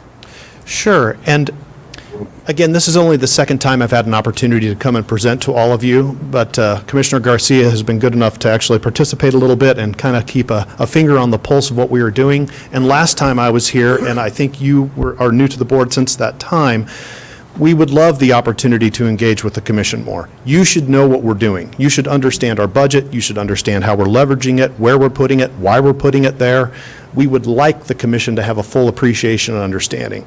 Quite frankly, we're going to be at about the $2.2 million budget mark here before too long. That's a very different budget than Colorado Parks and Wildlife currently leverages on their own behalf. So we have an opportunity, at least I feel we have a parallel opportunity, to cover more ground at the same time. So hopefully, we'll hear from all of you. Well, and I wasn't just talking about me and the commission specifically, but more so just when we're talking about vendors and things like that to create these different communication vehicles. But you do raise something that I didn't think about, but now is on my radar screen, which is there's been a lot of different campaigns. So there's this one, there's the Wilder campaign for GoCo, there's the Live Life Outdoors, there's also a Rewild the Outside that I just found out about from the Western Conservation Society. So I'm just curious if you all are kind of talking to each other and are aware of each other's campaigns and really thinking about how the different strengths that you all have and connections so that you're doing a broad sweep and having complementary campaigns. I think we're trying, and I'm going to pull Tony in on this because he actually kind of called a meeting of various state agencies for that very purpose. And all of us sat down in August of this year to try and understand, are we all marching to the beat of the same drummer? And, this is a parallel example, but I still want to make it. So, the Office of Outdoor Recreation came out with a video, some time ago. OEDIT came in, stripped the logo, put their logo on top of it, and took it to South Korea and used that as the unique proposition in order to sell Colorado. So there's so much connective tissue that does exist between various efforts, but we do operate in silos. I freely admit, and we're a volunteer board. We meet in person 6 times a year, we meet via phone the other 6 times a year. They're dedicated people, but we're working in that direction. Quite frankly, a closer affiliation with the commission would probably open more doors than anything. So, again, if you could help us with that, that would be great. Any other questions? Assistant Director Vilsack. And Tony and I have talked about this before, but are you having conversations about just kind of future messaging and this campaign about any kind of shift to making an ask in some of these advertisements and conversations? I know the history of the Wildlife Council and, its intent is kind of hearts and minds and making sure folks understand the benefits that hunting and angling provide to the state and ensuring that continues. But I think kind of getting to that conversation about, interacting with the commission and commission priorities, obviously we're talking a lot about future funding and not just, thanking hunters for giving money, but also asking other people to turn around and say, how can you contribute? So have you talked about that at all? Well, we have talked about it, and first of all, every question has been great, thank you. But thanks for bringing up that one, because if I had an opportunity to beat a drum on my own personal agenda, that's the one it would be. So I'm the marketing chair, okay? That's the position that I actually fulfill within the Wildlife Council, okay? I'm a conversion-based guy. I want your click. I want your dollar. I want to earn the action. I'm not belittling the work that we do because it's incredibly important, but the fact of the matter is we're much like a non-smoking campaign. Everybody here knows that smoking is bad, yet we still see non-smoking ads happening on TV all the time in an effort to educate people. It's not like people are really interested and engaged in watching non-smoking ads, but we're still rolling them out with significant budgets. Why CPW, why we cannot advocate on our own behalf and have an information-based campaign that also is interested in earning the click or the conversion, which is what you're talking about, is extremely important. And I'm not up here to give you my opinion on alternative funding, but it is the specter, the rock that's hanging over all of our heads. And we've done this message testing. We know the audience. We've already spent this money. We've done this legwork. So it's like we've more addressed the table with which to have that conversation, but we don't necessarily have the latitude to go in that direction. But I think we have some tools that would really help in order to further that ball so that money doesn't have to be spent twice. So when you'd like to have that conversation, I would love to have it. Thank you. Let's have that conversation soon. I know every time Wildlife Council I is move to give them the latitude. before us. I know personally, no matter what chair I've been sitting in for the past 6 years, I've certainly said, where's our call to action? Where's our call to action? So thank you for that question. Commissioner Schaefer. Yeah, well, to that point, why is it that you don't have that leeway? Well, is it because of the original mission of the Wildlife Council? I'm going to defer to someone smarter than me. Perhaps Lauren over here can help me with that one, but I actually read you our guiding, in statute, what we are tasked with doing. We are tasked with talking about wildlife management, and wildlife-related recreational opportunities in Colorado, specifically hunting and fishing, period. Is there legislative remedies that are required? Is there someone, Doug? I would have to go back and look at the statute, but that's what I would say. I mean, you can sit down and have a conversation about interpreting the statute, but it is pretty focused on hunting and fishing, and it's funded by hunters and anglers. I think you might be able to make the case that those hunters and anglers also would support putting something at the end of one of those messages saying, and maybe you should be paying too if you're not. Certainly couldn't shift the whole kind of focus of the campaign, and certainly hunters and anglers wouldn't probably support that because they're paying for it. So there would need to be probably some statutory fix if you want to shift it dramatically. There might be some room to work around the edges under existing statute. Perhaps, and then we all love the expression new budget, but quite frankly, we need new budget to do that at the same time as well that isn't constrained by these particular sideboards, because in my opinion, we should be engaging the audience that we've already identified. We should be showing them the value that Colorado Parks and Wildlife brings to the public at large. People don't fully understand our agency. They don't know how we're funded. They don't know where those dollars go. They don't oftentimes even have a vehicle by which to participate in conservation. So, again, perhaps a conversation for another time, but I certainly would enjoy that opportunity. Thank you. I think this campaign is a great start to kick off that conversation. So, Director Prenslow. Just want to personally thank Andy, too, for being the chair of that board. There's a lot of committed people. I had the privilege of going to the meeting at Staunton a couple months ago and really diving into that along with Lauren and her staff. But Andy, as chairman, really just drives that committee, too. So I just want to personally thank you on the mic. Thank you, Director Prenslow. Thank you all very much. Have a nice morning. Thank you. Hopefully I kept you on time. Thank you. Thank you. Thank you. Thank you. We are still behind, but that's because I added 2 items this morning. It is 10:10. We'll go ahead and take a break to 10:20. We'll get started again and hope.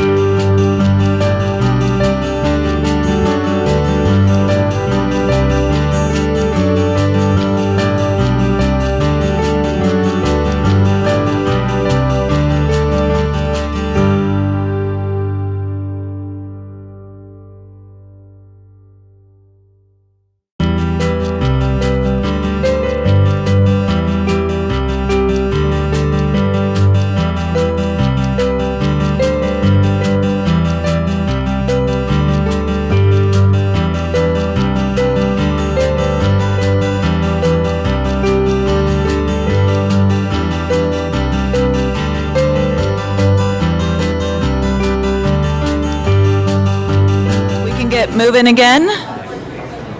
1, 2, 3, 4. Need 2 more. Who do I got? Betsy, I'm looking at you. Luke's here. There we go. I've got 1, 2, 3, 4, 5, 6. Okay.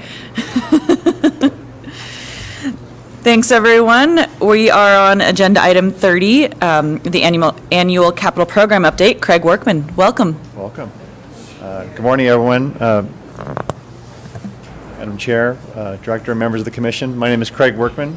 I'm the Capital Program Manager for Parks and Wildlife, and I'm here to present to you guys the 2021 capital project list. Stay by the microphone. Is it not? Okay, sorry for that. Thank you for the reminder. Appreciate it. I think I'm going to move the slide here. Okay, I'd like to go over, just for those of you who aren't familiar with capital process at Parks and Wildlife, just generally what it consists of. It's a kind of a ground-up process that starts every December and lasts about 18 months. Well, it starts about 18 months prior to the funds becoming available, so we get a head start, prioritize what we want to do, and then by the time all the lists are selected and the projects are ready to go, the funding becomes available in 18 months. The collection of project requests has been streamlined in recent years. We used to do an old kind of paper method where we shuttled stuff around through offices and emails, and we've refined it now. We have a pretty good automated system where everybody goes online and has online forms to actually create their project requests, and it's really streamlined and it's really increased our efficiency a lot. And folks can collaborate and share information across all branches and come up with some really tailored and custom refined requests for capital projects. As it moves up the kind of the chain of command from a grassroots reach out level there in December, where everybody looks back to the facility managers and the folks who are running the different facilities at CPW for information and ideas on project requests, those requests move down through the management tiers until about mid-spring. We have a kind of a big meeting, a statewide meeting, where we make a final selection and actually choose a list and match it with the budget. And then going into the fall of the year, we provide updates to all different boards and governing bodies just to tell everybody where we're at. And that's kind of where we're at here today, about the same position. Change slides. This is the actual list for 2021. It's in your packet. It's really impossible to read. There's too much information to put on one slide, but if you're welcome to dive in on some details, it's in your packet. I'll go over this list a little bit with you. Next slide. For ease of kind of just navigation, when you look at the list, the successful projects that are parks related are in green, and the successful projects that are wildlife related are in blue. We have totals for both. The parks amount of the capital program totals roughly $19.8 million for this. Sorry. Commissioner Adams. Sorry, I'm just looking at the table, and you mentioned what's in blue and what's in green. What's in pink again? I'm sorry. Oh, yeah, actually, we highlighted a couple of special projects there. We have, we've introduced an equipment fund into our capital project request system. So the ones that are the pinkish are equipment purchases. Good question. Yeah, I probably should have mentioned that. Thank you. And then back to the summary, like I said, the parks, the total is about 19.8. The wildlife total is roughly about 10 million. So the grand total for this complete list, all 36 lines here, is 29.8 million. And that's up a couple million from last year, but not significant. So pretty much staying the same. What else do I want to mention? Okay. Also mentioned on the slide, where a good thing of note to mention to the Commission is the Future Generations Act, which I know you guys are all familiar with, has several capital-related goals included in it. Those goals that are capital-related for CPW speak to dams, the maintenance and repair backlog, upgrades and progress on our hatchery system, and also they speak to planning a new state park. And to gear up and ramp up for those goals, CPW has recently added in the last year 4 new staff to the capital program, and they're distributed across the state. So we're getting ready to do a little bit more work here because we really want to be on track and make sure we meet these goals in the Future Generations Act. So go to the next slide. Also, we'd like to share with you, part of our program that we do is the monitoring. So we have a system now where it's a completely digitized and digital system where we have a big, giant database of all projects that we handle in capital, and we can track the work as it moves through the years. A typical capital funded project has 3 years of eligibility. Once we get the green light, which is typically in July 1st of each calendar year, which is the beginning of our fiscal year, we have 3 years to complete a project. So we track projects through that 3-year time envelope to make sure we're staying on track and get the work. Sometimes projects can consist of design and construction, or they could be one or the other, but most of the times a typical project has design and construction elements built into it. So we can't sit around and watch the birds fly by. We really got to get busy, especially when we have design. It can often take over a year just to complete design for a bigger project. So with a nice system like this, we can kind of keep ahead of the game, make sure things don't sit around too long and stay on track. That's pretty much the top chart. The lower chart there shows a comparison. Oh, sorry. Do you have a question? Sorry, not to go Commissioner going Adams. back to the other table. If it's in white, if it's not highlighted, what does that mean? Well, the bands are alternated. So there's white and then green and then white and then green and then blue. So it's just an alternate Excel format. Okay. So yeah. So if they're in between, they're still what the neighboring row would be. So if it's a white between two green, it's still a green. You bet. Getting back to the bottom chart here, kind of a balance in where CPW is focusing its energy in the last several years. You'll see the darker shade there is the more the bluish shade is typical large cap construction, and the lighter green on the bottom one is dam construction. So you can see CPW has made a substantial commitment over the years to really get caught up on our dams. It's been a pressing issue with us, and this kind of shows a summary of where we are and how we are really dedicated to getting caught up on dams. Commissioner Schaefer. Thank you, Madam Chair. So does that mean that we are looking at these bars? Are we caught up on our dams, or? No, we have, well, that's a hard question to answer because we have over 100 dams in our inventory, which is a giant amount of dams to work on. Also the largest of any agency or private hold company in the state. So we've identified in our first round, we went and screened all the dams that we own and did condition assessments, looked at them at the state engineer's office and did what's called a screening level risk analysis. So we engaged with the consultant, did a very comprehensive study to see, hey, of all the dams that need work, which ones are the top priority? So.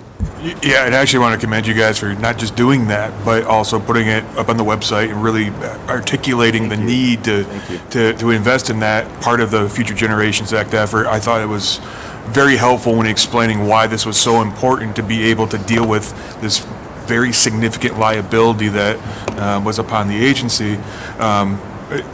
I guess I would just say it looks nice that there's less money having to be invested on that in terms of the progression here, but it's something that when looking at it is such a daunting sort of program or I don't want to just call it a liability, but something that responsibility of the agency that is completely unknown for the vast majority of people in the state. Those are great points, Commissioner Schaefer. And to follow up, there's a dip right now in the funding amount, but it's going to probably rise back up. We're just managing construction phases and projects, and we can't have too many under construction at the same time. It's just a drain on resources. So some of the ones that are there in that last bar, 1920, are significant projects, but don't have as much construction dollar value. They're more like we're doing outlet rehabilitations right now, which is pretty small in comparison to, say, looking at like a spillway enlargement. Those are much more expensive. So we're doing some different types of work there in 1920. But to speak to your question about are we caught up, I'd say no, we're not caught up for sure. When we did that statewide analysis and prioritized of all the 100-plus dams, which ones are most important, we came up with 11 significant ones, and those are the ones that are mentioned in the preamble of the Future Generations Act. And of those 11, we've completed 3 completely. We are halfway through 2 others, and we are in design or planning on about 4 others. So we're about 3/4 of the way through those 11. we're actively working or have completed. There's a couple we haven't quite got to yet, but we have plans in the upcoming years to get on those and address those too. So the original 11, we've made significant progress, but there are definitely more out there. They're just not as high profile, if that helps answer your question. Okay, so that'll round out talking about that one. The pie chart on the right is an interesting one, and it just kind of speaks to the volume and magnitude of projects that the capital staff handles. The capital staff has about, I'd say 25 to 29 staff statewide, both in the regions and located in Denver. And the pie chart there speaks to more than just the large capital project, which are projects over $100,000 in value, which are in these two bar charts. The pie chart talks about all the other responsibilities. We have some pretty significant small capital program where we do smaller pieces of work under $100,000 per occurrence, and it includes lots of maintenance projects like putting new roofs on, new doors, doing small paving, that kind of thing, small buildings. Those are all in the small cap program. And when you add up the total volume and total number of all capital related projects over a 3-year window, it's pretty substantial. There's over 1,000 projects worth over $100 million. So it's a big hopper of stuff that everybody's working on. But good thing is we're moving through it and keeping on track. So that is my last, so I'm open to any questions. Thank you. Thank you. Commissioner Garcia. So, hatcheries. Hatcheries, good question. Yes, and so I see we've got 3 projects down here, but when we were in Meeker, we were talking about the bigger picture. Yes. And where are we on the That's bigger? a great question. So, and that's also in the preamble of the Future Generation Act. So the hatchery, the hatchery situation right now is the agency. Well, I don't know how much detail you want, but I'll try to mediate it here. The ultimate goal is to renovate several hatcheries and possibly just go through and update completely at least 1 or 2. Close some? Excuse me? And close any? I think, well, I'm going to speak to that exactly. So right now, we kind of wanted to walk before we leaped. So right now, CPW is in the process of working on a project, and we're actively working on it. We've hired a consultant to give us some advice before we go and say, this hatchery needs to be scraped, or this hatchery needs to be shut down, or we're stocking enough fish, we're not stocking enough fish, we're stocking too many fish. We're doing a study just to reach out and look holistically at how many fish we do stock, and is that the right amount? Is it on par with other state agencies? Is it on par with other regions in the state who handle different types of warm water fisheries are different than cold water fisheries, so on and so forth? So right now, we're engaged in that process to figure out, okay, our target value, is that the right target value? And once that's concluded, then we'll move on to the next, okay, now we know our new target, or if it's going to stay the same, then we can look at the existing fleet of hatcheries and determine, do we have enough capacity, or do we need to add capacity, or do we need to reduce capacity? So that's where we're at. The next logical phase will be the kind of the second half of the action. Okay, we figured out where we're at sizing, now we need to make an action to adjust to that. We just wanted to make sure the current status is that the proper status, right? We want to make sure, and that's what we're doing right now. Thank you. You bet. Additional discussion?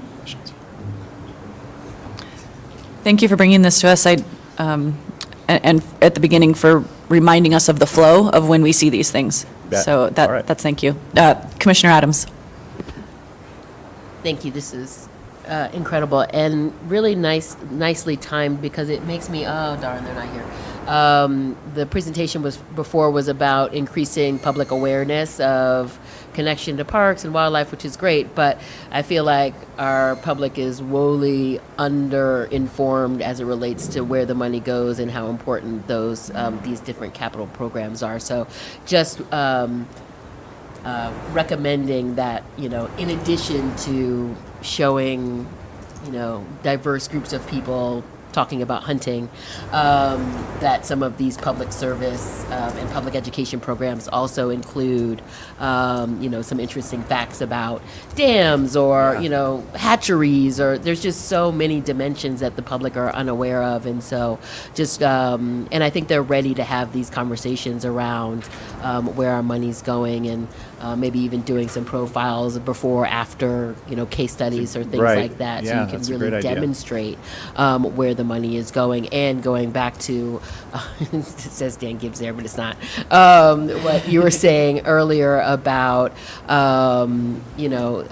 diversifying our funding sources, that these types of issues are going to continue to come up. So the more information that we can provide to the public, the better situated we'll be. Thank you. Thank you. Thank you. Okay. Mark Leslie, you're up. Update on Pathways Workshop.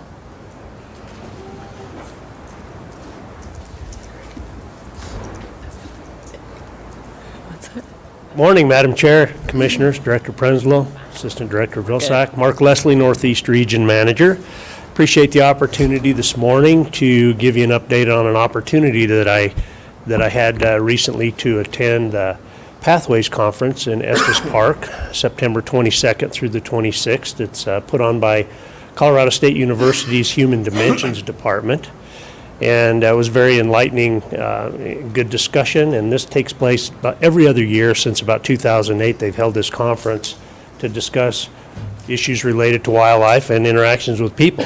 And so this year's conference was attended by over 300 people, researchers and presenters from all over the world, to discuss, conflict resolution and hot button issues that were there.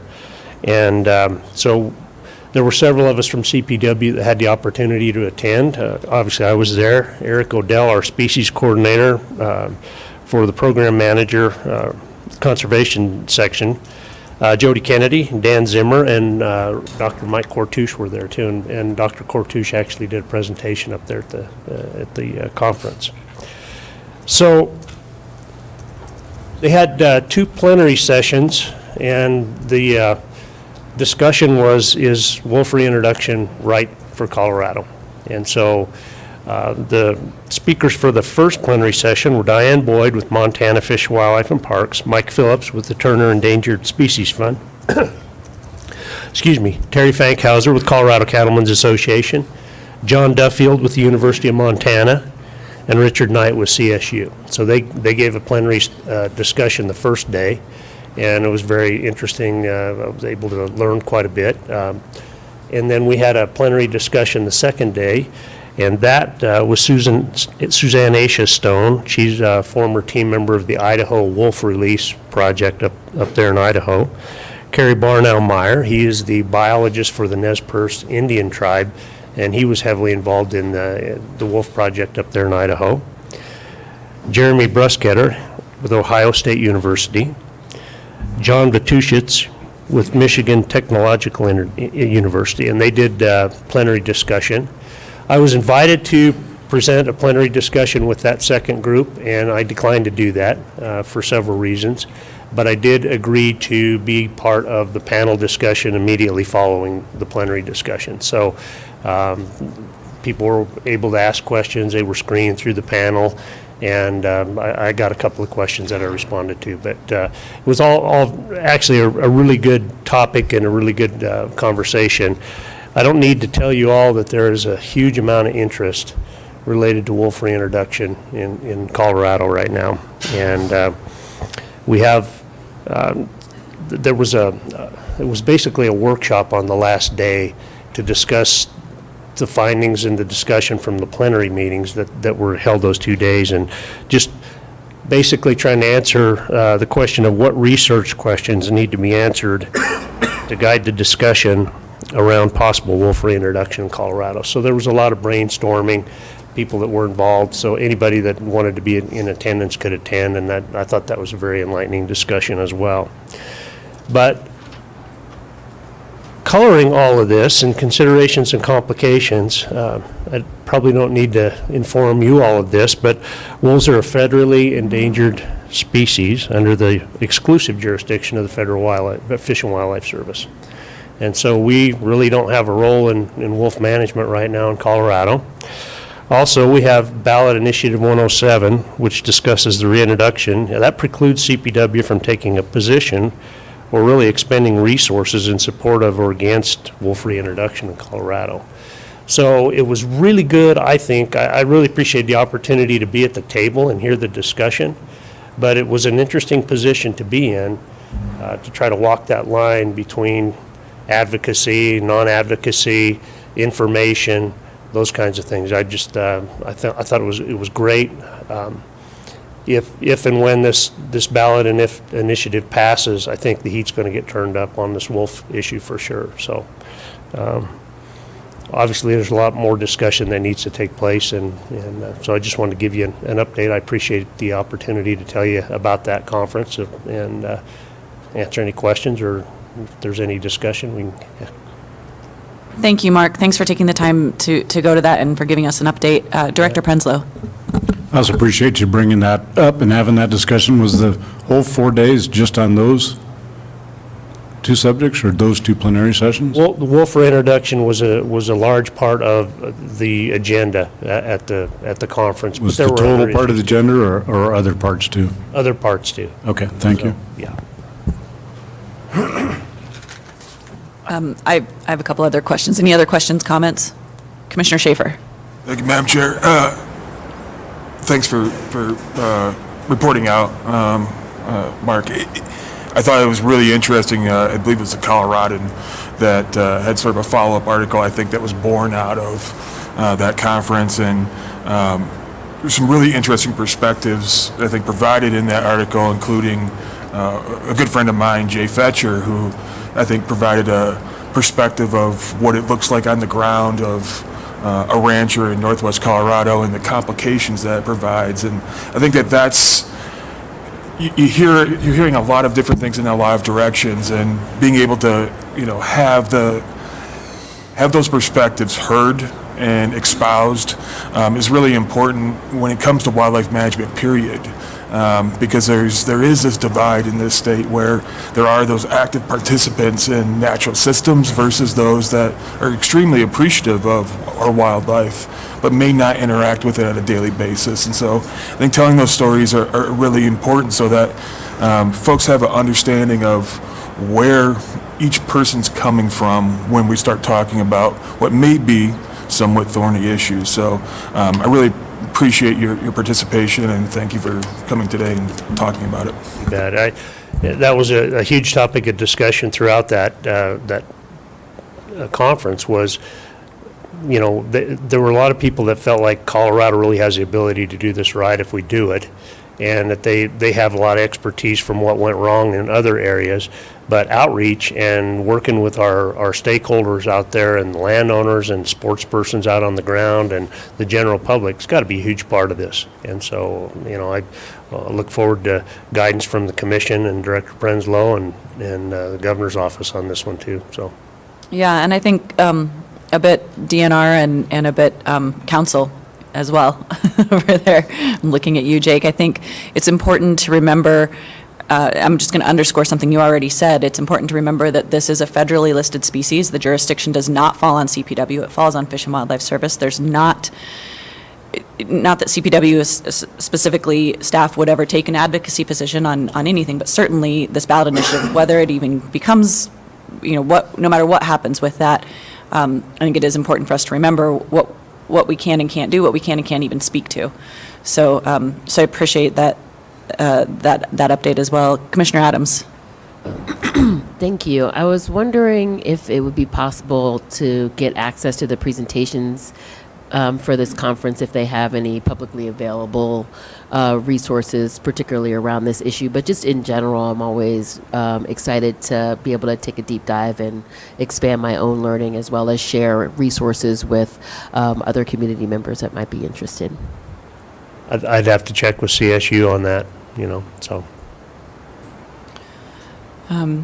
I think obviously this is a topic we could talk about for hours, right. So I'm sure there will be plenty more discussion. Obviously, as you stated, CPW, this is very important, and we will, with regard to wildlife management and science and all of the best available ecosystem health information, we will of course stay stay involved, and I really appreciate staff taking the time to do so. Thanks for the opportunity. I appreciate it.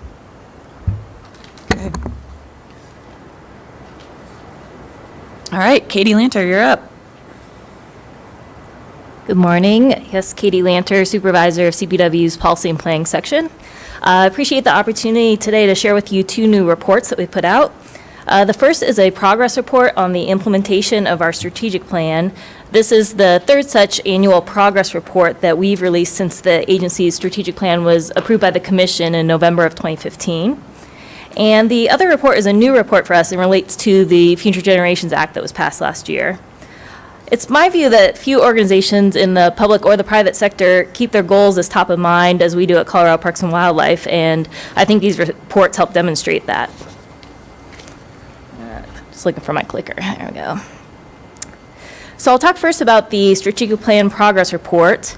Within the strategic plan itself, there are 6 goals and related objectives that provide a framework for us in terms of achieving our mission. And to translate that high-level direction into more concrete tasks, CPW develops an operational plan, and each of those operational plans covers a 2-year period. The operational plan breaks the strategic plan objectives down further into sub-objectives and measurable metrics. So under this current operational plan, there are 57 sub-objectives that we are tracking to measure our success.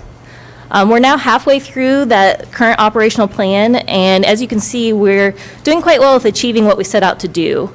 We're on track with nearly 3/4 of the sub-objectives that we're tracking, which means we fully expect to complete our 2-year targets. The other quarter is characterized as work in progress, which means that we've encountered some challenges and we're not quite halfway to completing those sub-objectives. But that said, we're making good headway and we could well complete those as expected next June.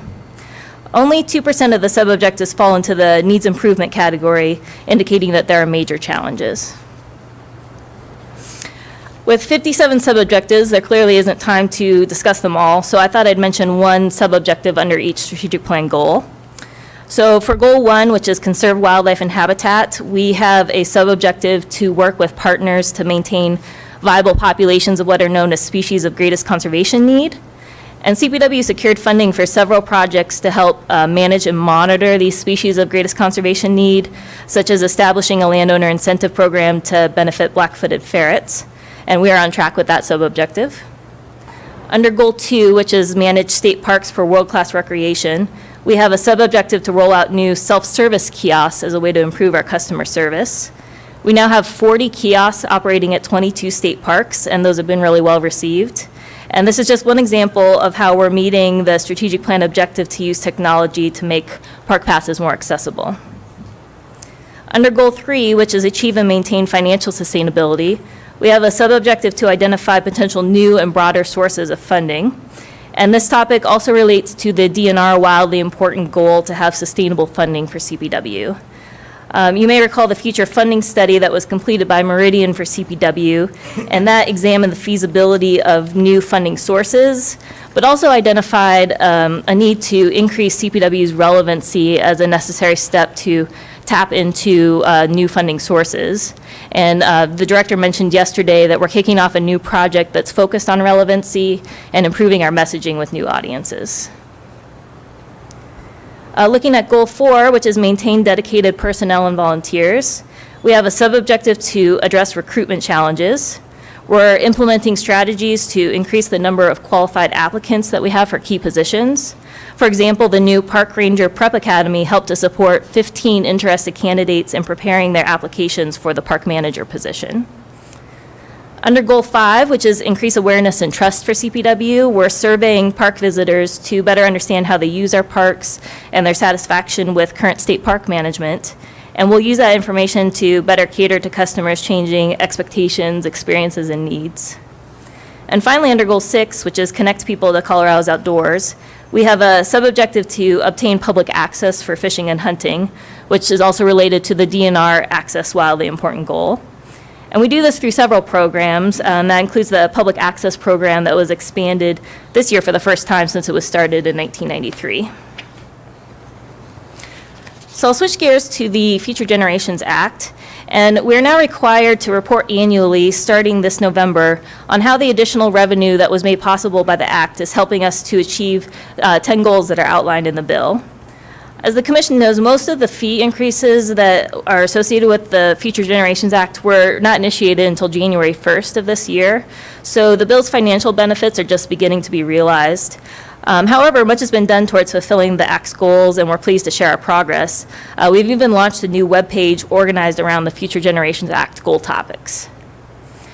The Act also requires CPW to report on the impact of license fee increases had on the sale of licenses.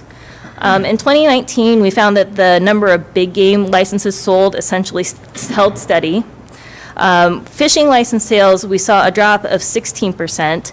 That could be due in part to the increase in the price of fishing licenses. But like Justin Rudder referred to yesterday, we think some of that might be weather related as well because we had a pretty cool spring and early summer. The biggest change was in what we call the other license category, and that includes combination hunting fishing licenses. And there we saw an increase of 67%. We think that dramatic increase is largely related to the introduction of the qualifying license requirement for 2019. As I've discussed with the Commission before, there's considerable overlap between CPW's strategic plan goals, the Future Generations Act goals, and DNR's wildly important goals. Future Generations Act Goal 2, for example, references tapping into new groups of recreationists to support CPW. That relates to the Meridian Report, the wildly important goal to increase CPW funding, and the relevancy work that we're kicking off. Under Future Generations Act Goal 3, it relates to the work we're doing to recruit a diverse workforce and retain quality employees. Future Generations Act Goal 4 is focused on increasing access. I already mentioned that for the strategic plan and the WIG. And I talked about the landowner incentive program for black-footed ferret conservation, which also relates to Future Generations Act Goal 10, reducing the need to list additional species. Really, all of our Future Generation Act goals are related to achieving CPW's strategic plan goals, but I'll mention a few other CPW initiatives that relate to these Future Generation Act goals. The first goal you see listed here is increasing the number of hunters and anglers. Shooting ranges provide a way for new hunters to prepare for being in the field. And in 2019, CPW awarded $725,000 to 8 shooting ranges across the state. And that was a 33% increase over the average investment of the last 3 years. Goal 5 here references our work to improve big game populations. We continue our work to maintain intact and connected landscapes for the benefit of big game, and that's consistent with Governor Polis's executive order on prioritizing conservation of big game winter habitat and migration corridors. In 2019, $1 million of funding was made available for construction of wildlife fence and crossings. Goal 6 here talks about planning for our next state park. Clearly, we made great strides with that with the announcement of Fisher's Peak and the completion of the criteria to evaluate other properties as potential state parks. And goals 7, 8, and 9, I feel like Craig just covered with you in quite a bit of detail, so I won't touch on those again. If you haven't already, I encourage you to read these new reports, which provide greater detail than I can today. I think it's worth saying that none of this work is easy, and it would not be possible were it not for the dedication of CPW staff across the state. And in preparing for this presentation, I kept thinking about this quote from President Kennedy's moon speech. I feel this sentiment applies to the things that CPW chooses to do. They're hard, but our goals serve to organize and measure the best of our energies and skills, and we're willing to accept these challenges. So that's it for my presentation. Thank you, Katie. Thanks for that quote, too. It's good to remember. If you haven't been on our website recently, I encourage you to take a look. It's still, the structure of the navigation remains the same, but it is, we all think as we sit up here, how many things we cover from sage grouse to adaptability in parks. I mean, it's amazing the amount of things we cover, and the strategic plan really has to touch on every single thing, and our website is really starting to reflect that. So I hadn't been on it in a while, and I just opened it up, but I'm glad you mentioned that. Let's have a little bit of question discussion, and then I have a couple of topics I want to bring up as well. Commissioner Adams. Thank you, Katie. I love strategic planning, I love monitoring and all of those things, and I'm reminded of the crosswalk that you did initially when I came on, and so that was very helpful to see, again, the articulation of the ties between the respective plans. What I do love about the requirements around the Future Generations Act is that it seems to be more measurable. There's more specific measures and metrics that we're monitoring, and if anything, I'm wondering how we can, obviously the ship has sailed on this particular version of our strategic plan, but as we're looking to revisit that, how we can do a little bit better job of identifying measures that are not just inputs and outputs, but also outcomes. And I'm looking primarily at the sub-objectives. And so although it is very helpful to see the arrows of on track, not on track, I still have no idea what the baseline was. I don't know, what the target is. I don't know what the timeline is. And so there's, as a commissioner trying to make data-driven decisions, this is a huge tool to be able to do that. And so, but it's only as good as having, the grain size of information. I also wonder if, because the goals are so large, when I'm reminded of these sub-objectives, so when staff are coming with different policies or issues, it would be helpful not only to know what goal it is associated with, but also what objective and sub-objective. So we really have an idea of where are we spending our time, where are the red flags in our planning, and how do we need to address them moving forward. So just really excited about this Future Generations reporting, which is now kind of mandating a higher level of transparency with specific measures and metrics that will be publicly reported. So thank you. Sure. And thank you for that. And you may have seen for the commission, we did make available the operational plan, so that's in your reference materials. And for each sub-objective, there is a measurable metric. So we are trying to get some of those, tighter parameters around numbers. But it's good to keep in mind we're going to be kicking off putting together the next operational plan here in the coming months. So that's something we can keep in mind as we're doing that.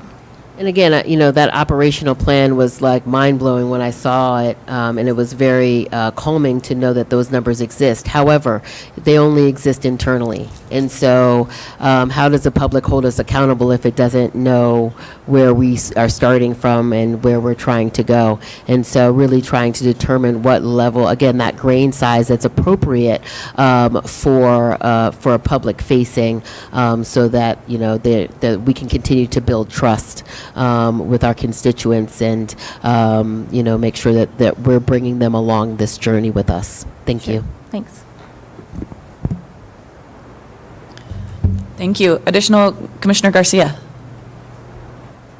Katie, so the fishing licenses being down, that concerned me. So I talked to that young man back there, Justin, he's running away. But I think you're right. I think it looks like a timing difference, that it was a weird year, and it looked like July. Maybe it flipped back, so hopefully we're back on track.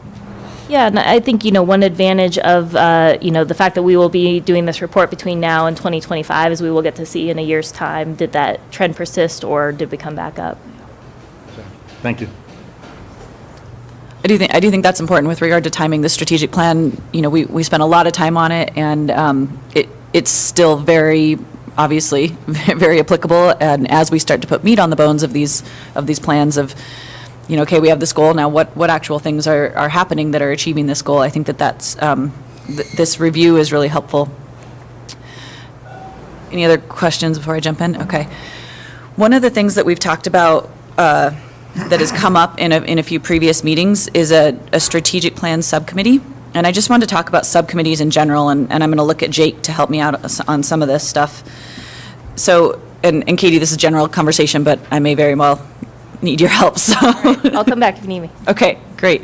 You didn't need action item on the strategic plan, correct? Just information? Okay, great. So where I want to take this is that subcommittees and the use of subcommittees by the commission traditionally have been in kind of two forms. So we've usually created, a prime example is what we did last meeting. the transferable pass. We had an issue, we had a question, it needed a little more specific focus. We had fewer than 11 people really interested in taking a deep dive into it. We created that subcommittee. We had the question, they addressed the question, they reported back, and we moved forward, and that subcommittee only existed for that purpose. And we've had that throughout the years when we've needed them. On the other hand, we've have things like the finance subcommittee that, of course, we've convened because in was it 2012 or 2013, we had to do a $10 million across the agency cut, and we decided to take a much, we had, I think, 3 or 4 commissioners. I think Bray, I know, was on it originally, to make sure that we just met regularly, so we didn't come up with a red flag before, we saw the cliff before we got there. No Thelma and Louise. So that was the purpose of that finance subcommittee. So when we talk about a subcommittee for something like the strategic plan, I want to talk more about why we would need that kind of a subcommittee, and then that's why I want to look to Jake, is what would the purpose be and what are our parameters of what we can do. So I think if we had, hey, this strategic plan is ending, does it 2019, in 2020, and we need a new strategic plan by 2021. If that were the case, I think we would need to create some kind of a subcommittee. But that's not the case, and so I want to have a quick 2-minute conversation around those types of subcommittees where commissioners may want to focus more attention. Is that really a subcommittee area, or is that just something where each commissioner has an attention, a focal area? Because that happens a lot too. I know for example, for me, I've had a lot of attention on the alternative funding, and which is why I've been involved in the mountain bike fee stuff. I've had a lot of interest in the Colorado Wildlife Habitat Protection Program, or the Habitat Stamp Group.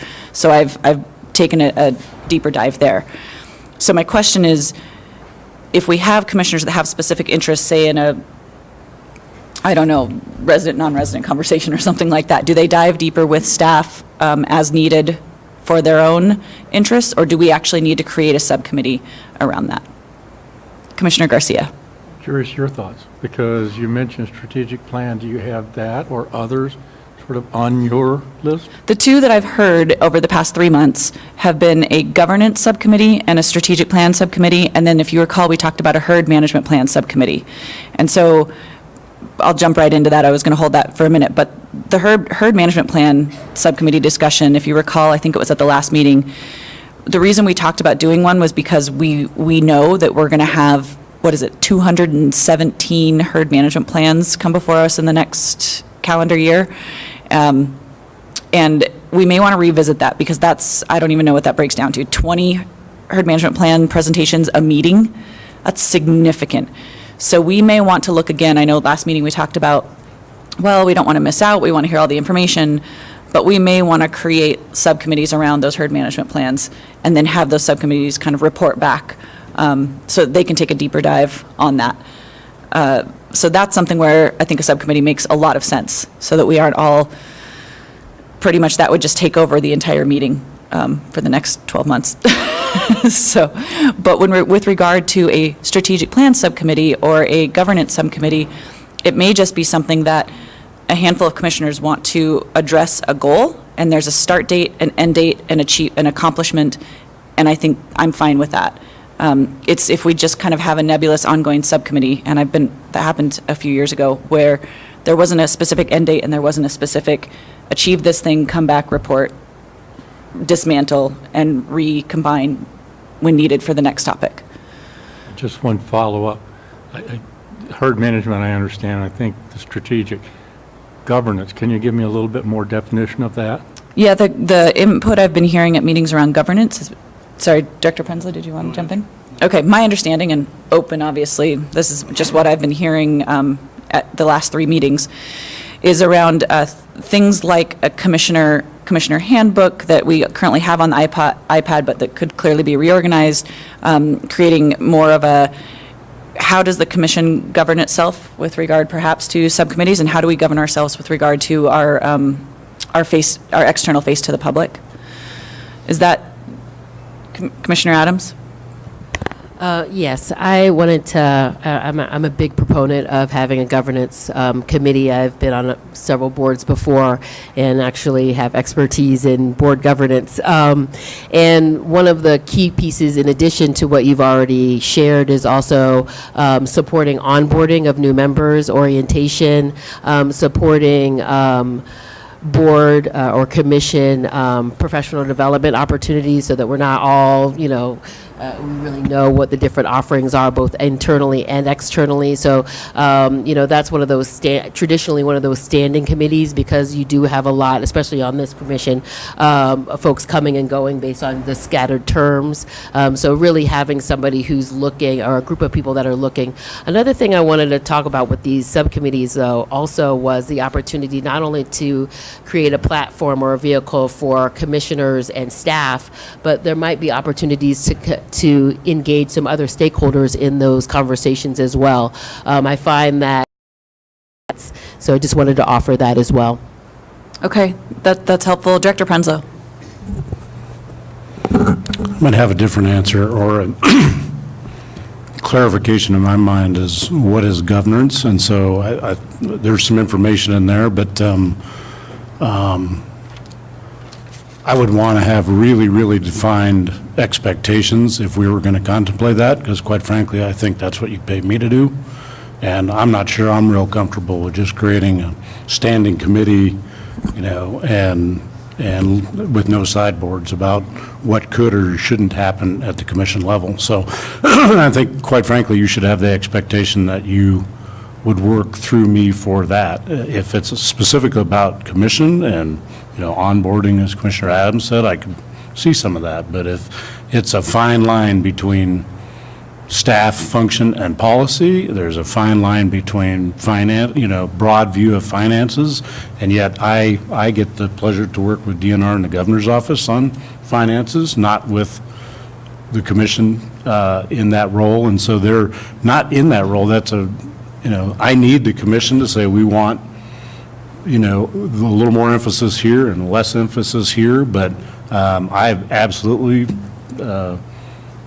statutorily responsible for the budget, not the commission. So I get a little nervous when I hear the word governance committee. And so with that being said, I'm not afraid of having process improvement's a good idea on any different level, so never afraid of that. Some of the things we've talked about even today, that we can put something together and work on it and move on. DAU is a good example. I just had one pop in my head and it just popped out, but anyway. Well, and I think that's kind of where I was going. Thank you. When I mentioned Jake, is that when we were in Rifle, we had that whole afternoon where we talked about the role of the commission and the role of staff and the agency, and it's not just because we feel like running it that way. It is statutory. So I might have Jake help me out a little bit there. And I know our finance committee looks at the finances, but it is the role of staff to manage the budget. Right. That's true. Certainly, the statute delineates the sort of the consultation role of the commission with respect to the budget, but it's squarely a director, an executive director of DNR function. A few things that were occurring to me as the discussion with respect to governance and in particular onboarding.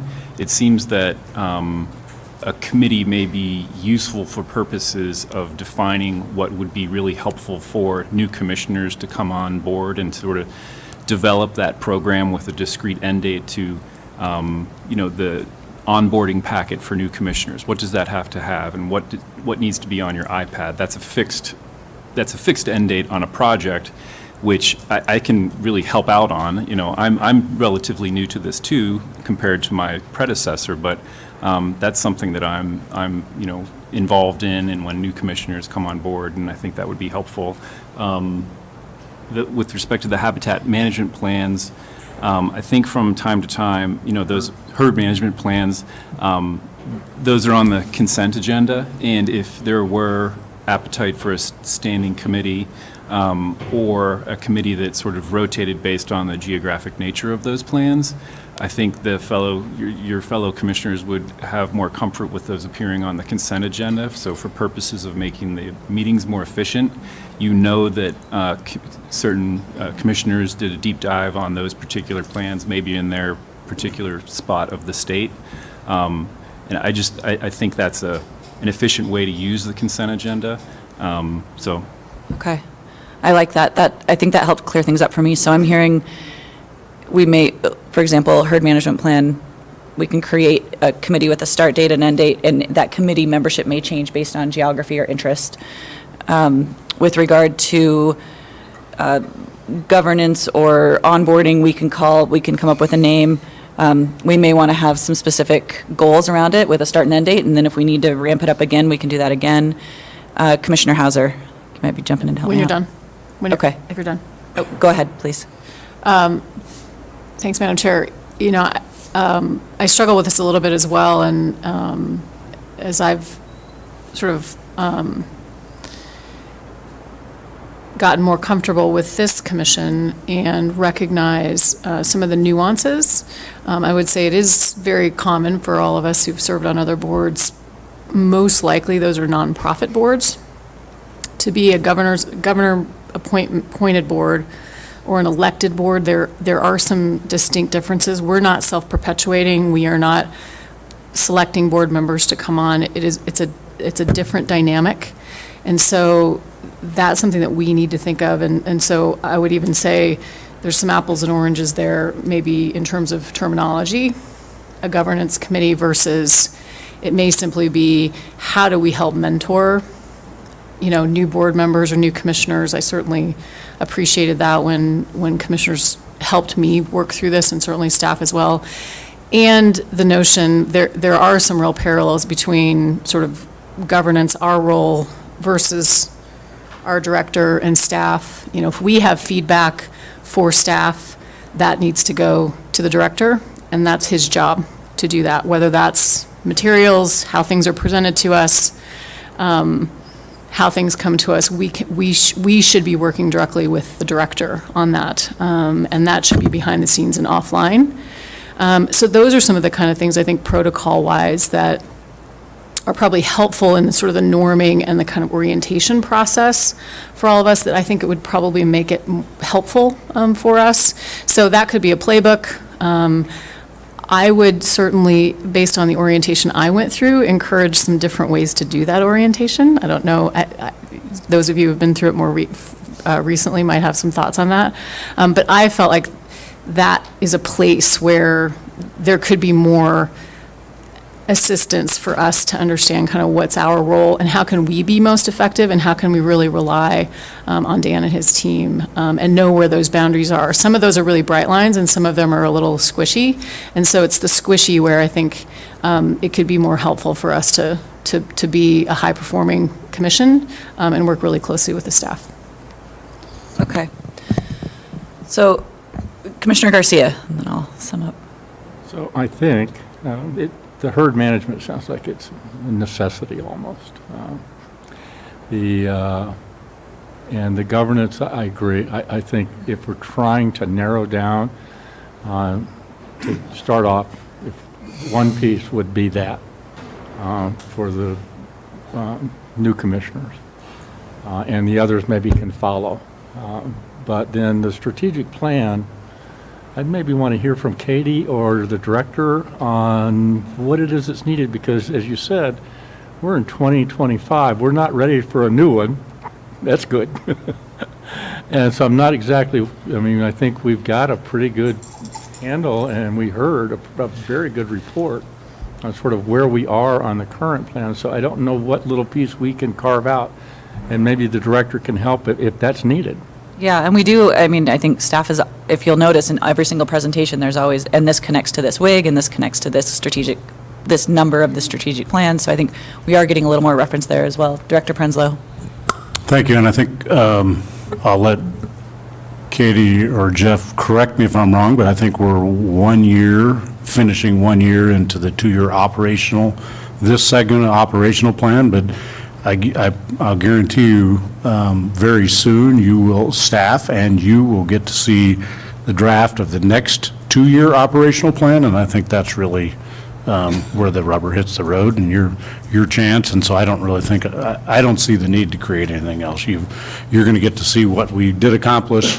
It's in draft form in there, and you're going to get to weigh right in on that next year, 2-year period on a strategic plan that's, you could drive a truck through it if you want to. So that's where that discussion would happen. Thank you. Commissioner Adams? I think one of the benefits to a strategic planning subcommittee, and again, I'm not advocating for or against, I'm more so just fleshing out what are the benefits. One that I can see is in these meetings, we tend to have maybe 10 to 15, maybe 20 minutes. It just feels like drinking out of the fire hose oftentimes. And so there's not, like we had the presentation today from Katie, and that was really helpful. We talked about it for, 5 minutes? There was not any significant or substantive discussions around different goals, different strengths, how we're building on those, different gaps that we're seeing, any policy implications. There was not, a connection back to the types of decisions that we're making. So if we're not going to lean towards something that's an ongoing opportunity to have more substantive conversations, then at the very least, I would recommend that we consider having some workshops time that's more significant, a 2 or 3 hour chunk where we can really make those deep dive and have those kind of conversations, similar to what we did with the herd management, where we had like a significant chunk of time to really have a more substantive exchange. So that's my initial thoughts on that. I appreciate that feedback, because I do think that staff, all of those things you said of where are the gaps and how does it connect to policy and how does it connect to partners' strategic plans, like we heard from GOCO yesterday. And I think staff does a lot of that work and has a really good handle on it. But yeah, we're not going to hear staff's in-depth knowledge of it in 20 minutes. So that's good feedback. Let me take that and see what I can do with it. Did you want to hear from Katie? Is that? No? I didn't know. Please. Okay. Anytime. Yeah. I think the only thing that I would add is that, we talked a little bit about the role of the commission and the role of the director. It's our interpretation that the role of the commission is to approve the strategic plan, and then the implementation of the strategic plan is the role of the director. And so that operational plan that we develop, I think is a really great process, because we kind of start at the ground up, where we encourage staff to meet with their teams to think about what are their priorities. We then bring together kind of a cross-section of agency staff to share those, see how they're complementary with each other. And then that is all rolled up and presented to the leadership team and the director for final consideration. And in terms of this idea of maybe like a workshop or something where there's a particular goal that the commission really wants to dive into and hear more about. And I will say, while I was preparing for this presentation, I was nervous that you would ask me specifics, because I know generally how we put this all together, but it's really my colleagues that, lead these metrics that could tell you more about why was this chosen, what's the logic behind it, why do we change from the first operational plan to the second and now going into the third. So I think that is something, if you can identify for us, if there are particular goals that you want to do that, then we can make sure we get the right staff together to engage in that conversation. Okay, let's keep working on that. I know it could also be included in some of the onboarding stuff that Jake and Carrie and Commissioner Adams.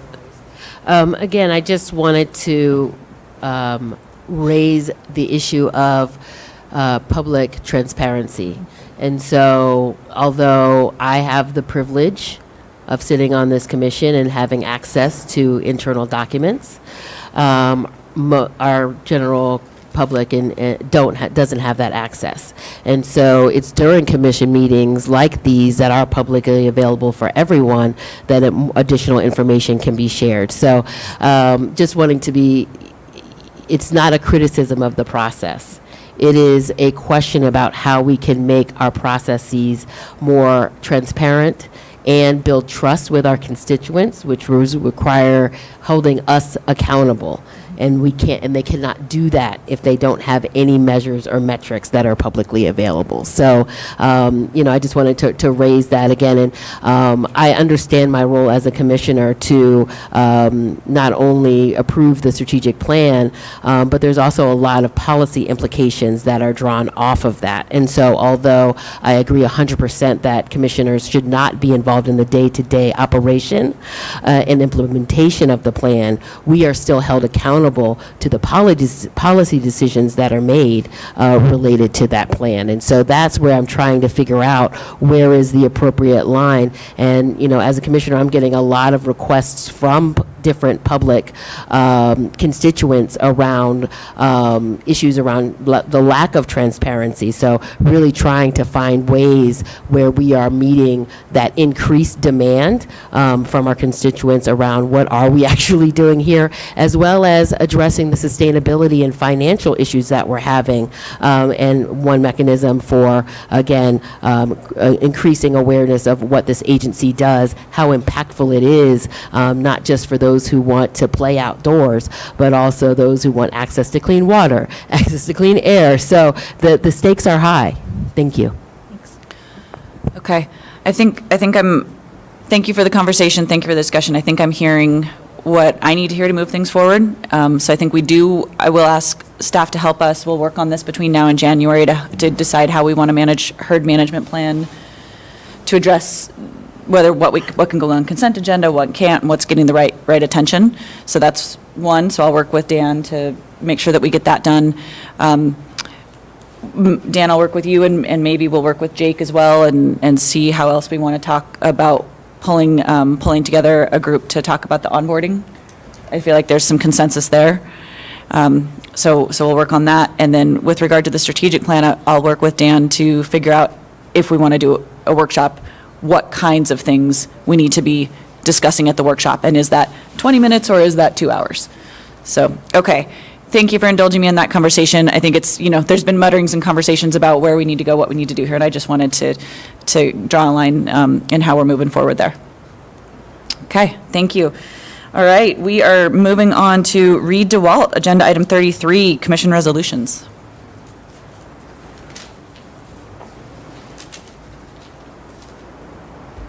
Thank you, Madam Chair. Good morning. Good morning, Commissioners, Director Prenslow, Assistant Director Vilsack. It's a pleasure to be before you this morning to discuss Governor Polis's Executive Order D 2019-011, and this is at Commissioner Garcia's request from the last meeting to have a commission resolution to thank the governor for this progressive executive order that was signed August 21st. So it's sort of a celebration today as well.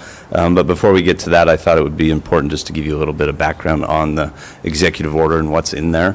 There's multiple people in this room, Commissioner Schaefer, Assistant Director Vilsack, Assistant Director Verstig, and myself that all worked on this executive order. And so I have lots of support here. So if I say anything wrong, feel free to jump in and help me.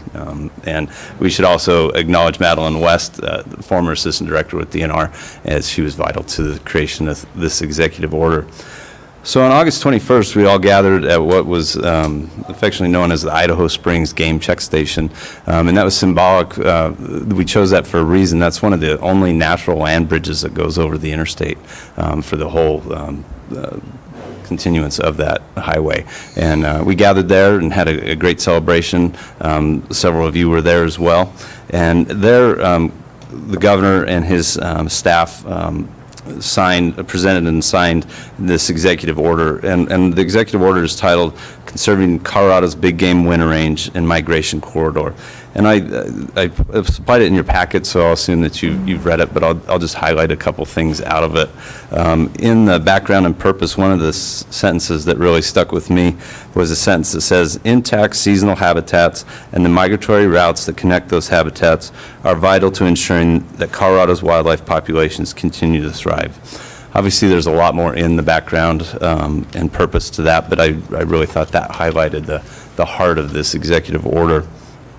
So within this executive order, there are 6 directives, and there are 3 that are specific to DNR and CPW, and then there are 3 that are a combination with CDOT and DNR and CPW as well. And I'll just briefly highlight those before we get to the resolution. So the first directive, it says DNR shall compile a status report on Colorado's big game migration patterns and related scientific materials on seasonal habitats for the governor by April 1st, 2020. And there's 3 things within that report that we're required to complete. And it's been a pleasure to already start working on that. Staff is hard at work on that, and we look forward to more conversations this spring. And really what we're going to do is in that report is find where we know our seasonal migration corridors are, and we know a lot of that information. We've been working on this for years with collared animals and other studies that we have going on. We're also going to look for data gaps and barriers that are maybe keeping us from identifying those corridors, maybe areas where we haven't seen them before, we haven't been able to put resources towards. And then we're going to come up with a time frame on how we continue this conversation so it doesn't just do like a one time and then stop and we put it on a shelf somewhere. The second directive in this is that DNR and CPW will identify policy, regulatory, and legislative opportunities to ensure the ongoing conservation of seasonal big game habitat and migration corridors. So Mr. Vilsack is going to be doing that by July 1st, 2020, and we're looking forward to that. Take this as DNR delegating that to Colorado Parks I and knew you would Wildlife. say that, so thank you. But what we're going to be looking at there is opportunities to include big game migration corridors in new or existing division policies and regulatory permitting processes. We're going to look for opportunities to work with private landowners, local governments, and public landowners, and also the tribes through existing and other voluntary, non-regulatory programs to sustain migration corridors. And then we're also going to look for opportunities with our neighboring states and continue those discussions. And just so you know, we do have those ongoing discussions with the states of Wyoming, Utah, and New Mexico. We frequently meet with those 3 states. And we also do meet with Kansas. We just don't have as much migratory big game wildlife with Kansas. We do have a little bit, though. The third directive in this for DNR and CPW is to incorporate information concerning big game migration corridors into relevant public education and outreach efforts, and that we shall meet with stakeholders to discuss big game migration corridors to implement this executive order. And that's really a neat opportunity. We're convening the first of our stakeholders meeting next Monday at the Hunter Ed Building at 6060 Broadway. And so far, we've had almost 90 people sign up, 90 different groups sign up to come and have that conversation with us. So we're really looking forward to that opportunity to just discuss what migration corridors mean in Colorado, where they might be, and just to provide a lot of information to that group. So we're expecting a lot of neat conversations and just great opportunities to come out of that. Then the last 3 directives have to do with CDOT. I'm not going to spend a lot of time on those, but I will mention them because I think that's a very important part of this conversation. So half of this conversation is about habitats, migratory habitats that people use, but also there's the connectivity across highways, and if they can't get between habitats and they have collisions on the road, this whole thing's not going to work. So that's why CDOT is part of this as well. So this is a part about crossings across highways and other structures. So the first directive, it says CDOT shall enable safe wildlife passage and reduce wildlife vehicle collisions and incorporate consideration of big game migration into all levels of its planning process to the greatest extent possible, which is really a neat thing, I think, and I know CDOT's excited about that as well. To actually plan for wildlife crossings in a highway project is somewhat revolutionary, so we're excited about that. The next one between CDOT and CNR is this entering into a memorandum of understanding by December 31st of this year, and we are actually very close to signing that memorandum of understanding.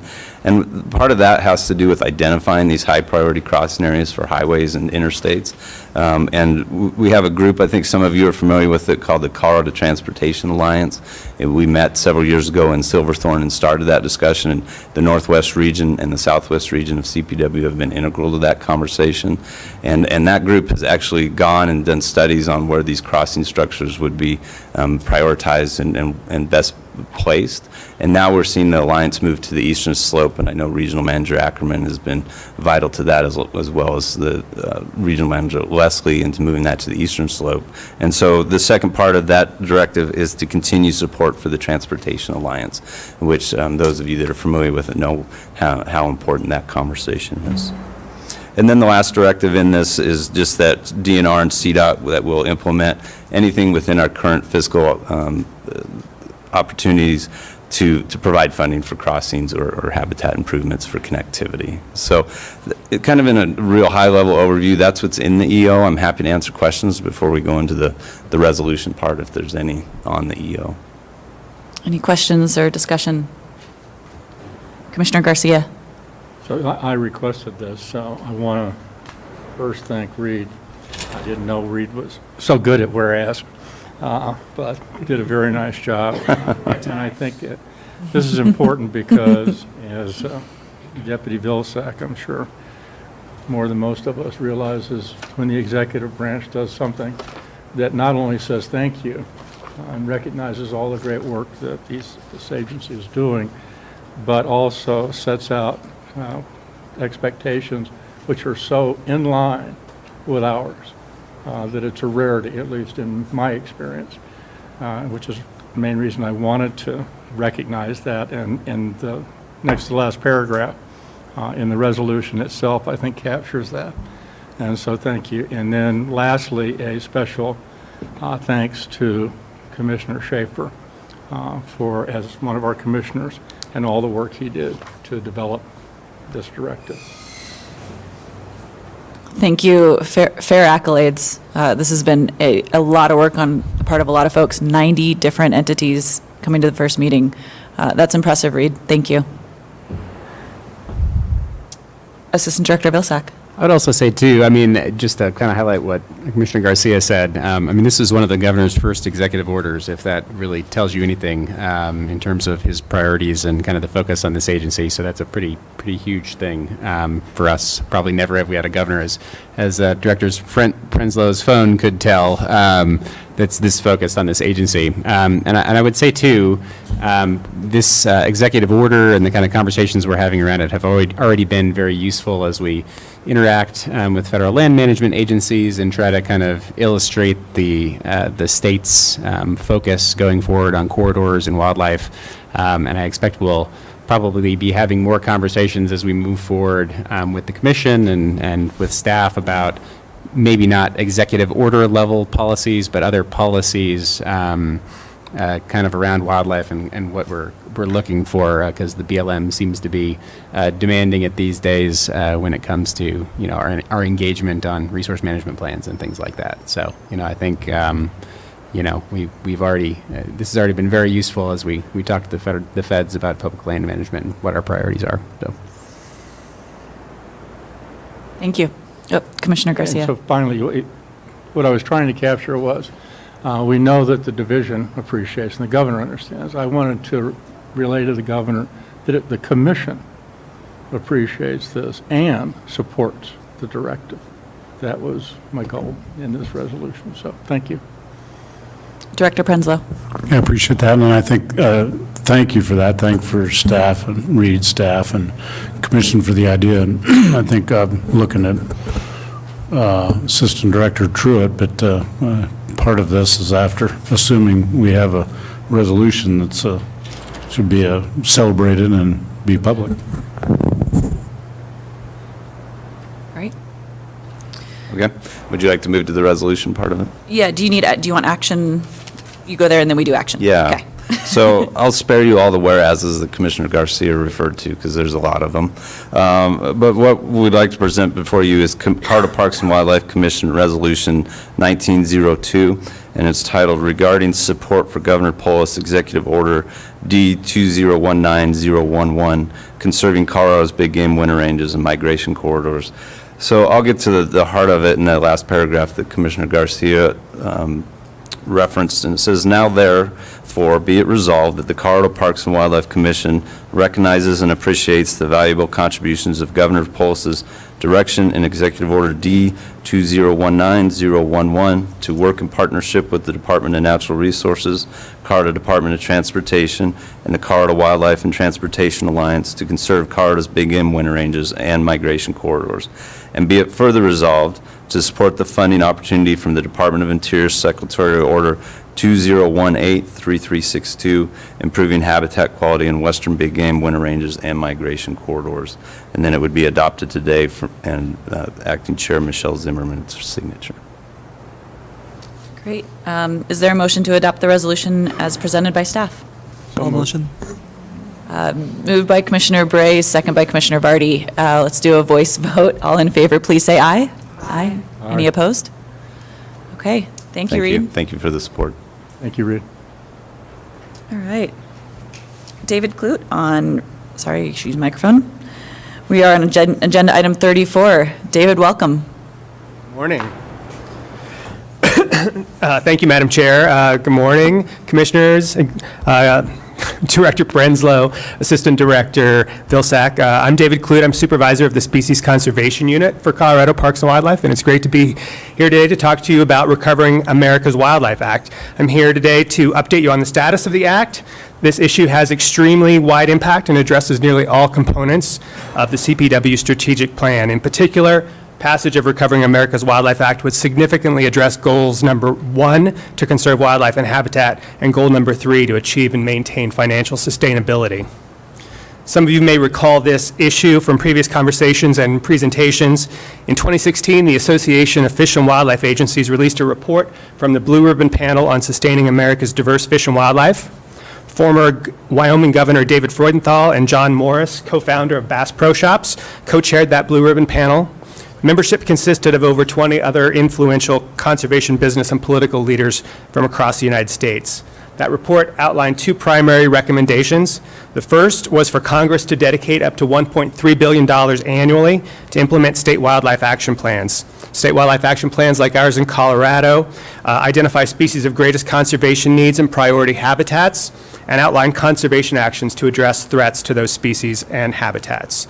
The second, equally important recommendation was to examine the impact of societal changes on the relevancy of fish and wildlife conservation and how agencies can serve broader constituencies. In 2016, the Parks and Wildlife Commission passed a resolution in support of the Blue Ribbon Panel's recommendations. To implement that first recommendation of the Blue Ribbon Panel, House Resolution 3742, known as Recovering America's Wildlife Act, was introduced into the U.S. House of Representatives on July 12, 2019. Congresswoman Debbie Dingell of Michigan and Congressman Jeff Fortenberry of Nebraska introduced the bipartisan bill. Recovering America's Wildlife Act would dedicate that $1.3 billion annually from the General Treasury for implementation of state wildlife action plans. The U.S. Fish and Wildlife Service would allocate funding in a similar way to which we currently receive Pittman-Robertson and Dingell-Johnson funds. The act also includes a separate tribal title to provide $97.5 million annually to tribes for implementation of tribal wildlife action plans. There's been substantial support for Recovering America's Wildlife Act thus far. To date, 152 bipartisan representatives have officially signed on as co-sponsors of the legislation, and among those are Colorado Representatives Ed Perlmutter and Joe Neguse.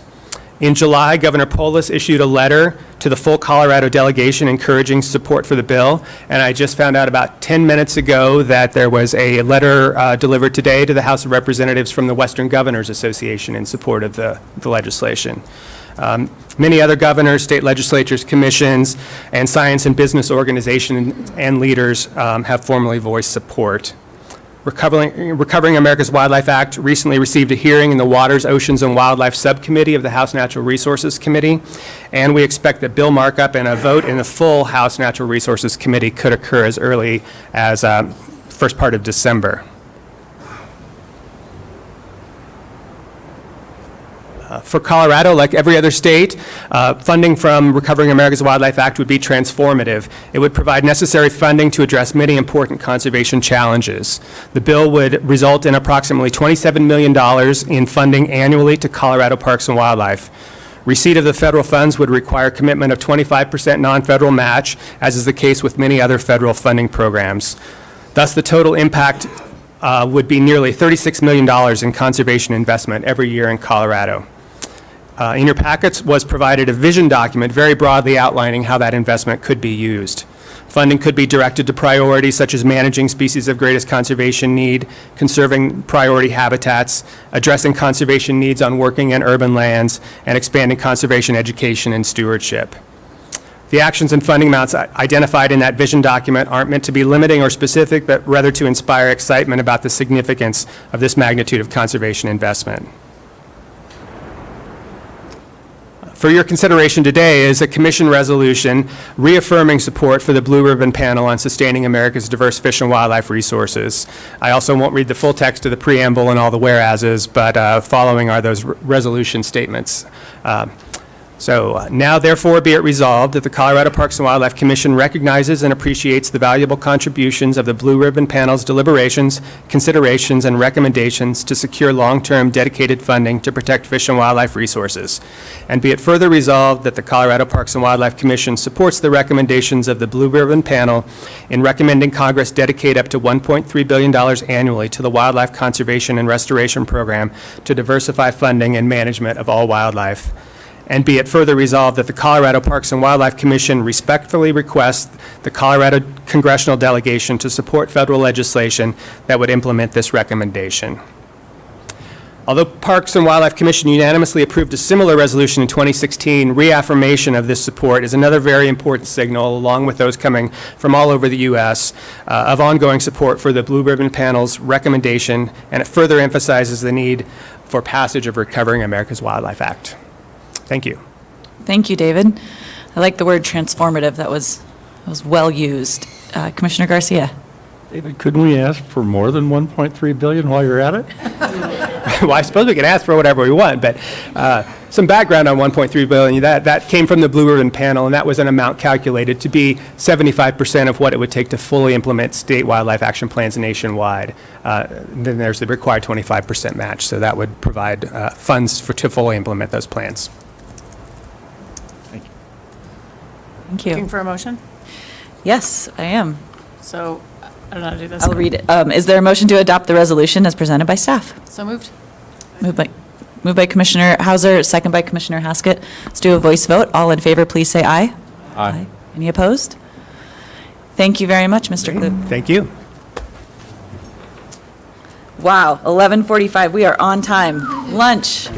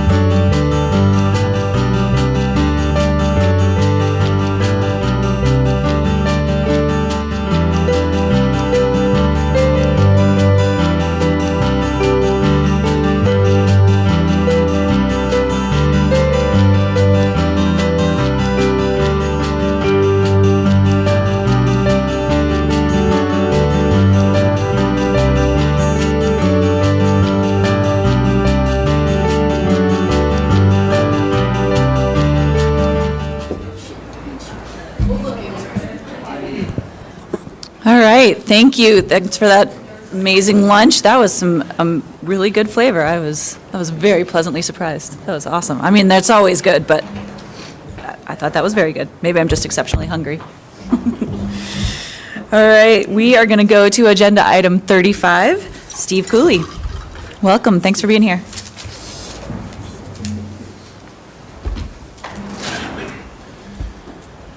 Good afternoon. Steve Cooley, State Hearing Examiner for Colorado Parks and Wildlife. I'm appearing today in regards to a 5-year suspension appeal by Mr. Steve Bird. First, I'm going to provide a brief summary of my findings of fact and a basis for the 5-year suspension decision. Then Mr. Bird has requested to make an oral presentation to the Commission today. However, I would like to reserve the opportunity to offer rebuttal statements following Mr. Bird's comments. A brief summary of the officer's case report is that on November 4th of 2018, Colorado Wildlife Officers Jacob Way and Josh Dilley received information of a man later identified as Steve Bird possibly hunting deer in a big game management unit where his license was not valid. The following morning, Officer Dilley contacted Mr. Bird parked on a county road which is bordered on both sides by private land. Mr. Bird was now in the correct unit for his deer license and told the officer that although he had seen several nice deer, he had not taken a shot yet. As they were talking, Officer Dilley noticed magpies and ravens nearby that were acting like they were on a kill or a gut pile. Officer Dilley asked Bird if he had taken any shots during his hunt, and Bird stated that he had not shot his rifle. The officer completed the contact with Bird, and Mr. Bird drove away. Officer Dilley walked out and investigated the location where the birds had been found, or where he had seen the birds, and found a large buck mule deer that had been shot and left and had not been field dressed. The carcass had been partially eaten by scavengers, and the meat was no longer salvageable. Later that day, wildlife officers questioned Bird about his knowledge of the dead deer. Bird repeatedly denied any knowledge of the dead buck and again stated that he had not shot at any deer. Further into the interview, however, Bird did admit that he had shot at the buck mule deer, but that after he had shot, he'd glassed the area and saw what he believed to be the same deer walking around, so he didn't think that he had hit it. Mr. Bird said that as he turned his vehicle around, he saw a sign stating it was private property and drove off. Bird told the officer that he had returned the following day to look to see if there's any indication that he had hit the deer. Bird said that Mr. Bird said that he had just seen the ravens in the area when the officer pulled up. However, he did not mention anything to the officer about having shot the previous day. Mr. Bird was charged and later pled guilty to 3 of the 4 charges he was charged with. The 3 charges he pled guilty to were hunting on private property without permission, failing to go to the location of which wildlife was shot at, and shooting from a public road. A 4th charge for illegal possession was dismissed by the district attorney, and Mr. Bird paid a fine of a Fish and Wildlife fine of $250 and court fees of $135. No additional probationary terms were given to Mr. Bird.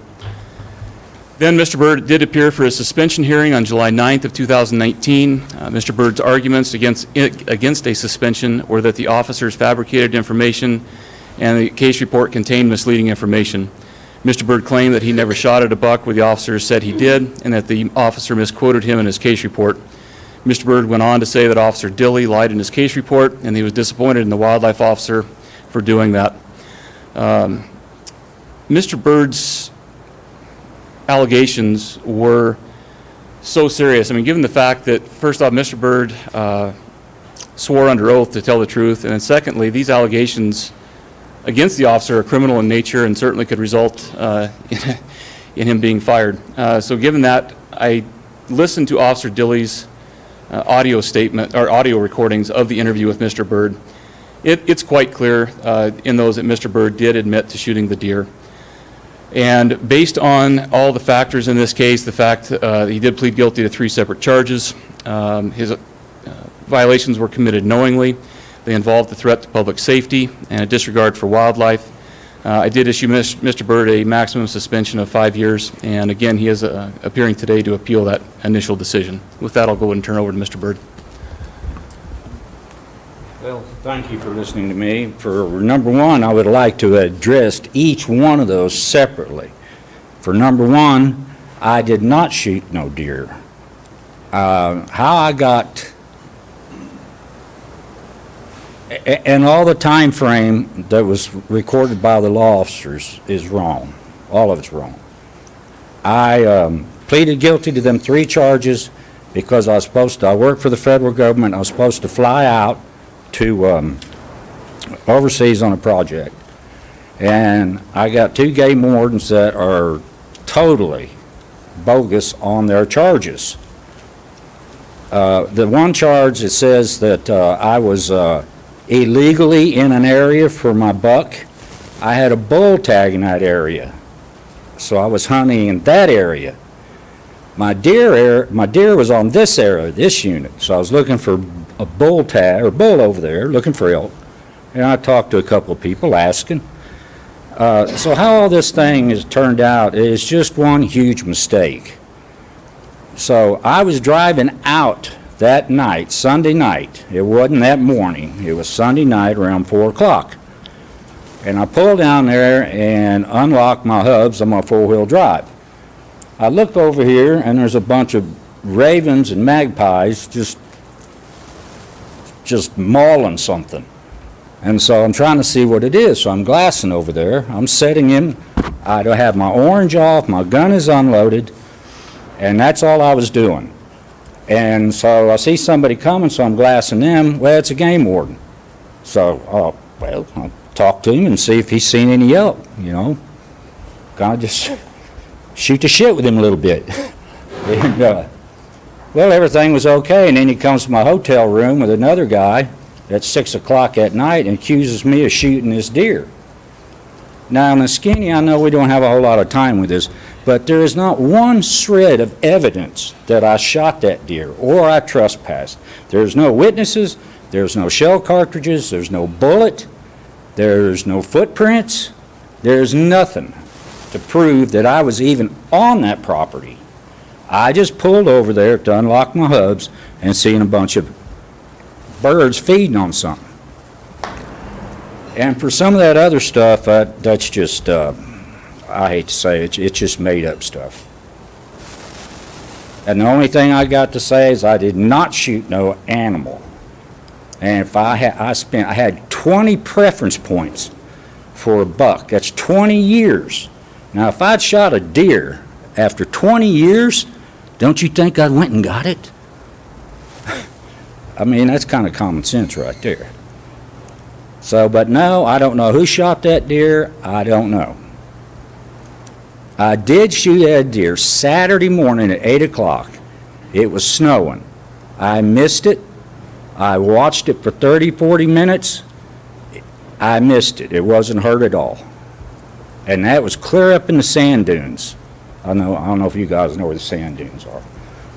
But that one they say I shot, I swear to God, I did not shoot that deer.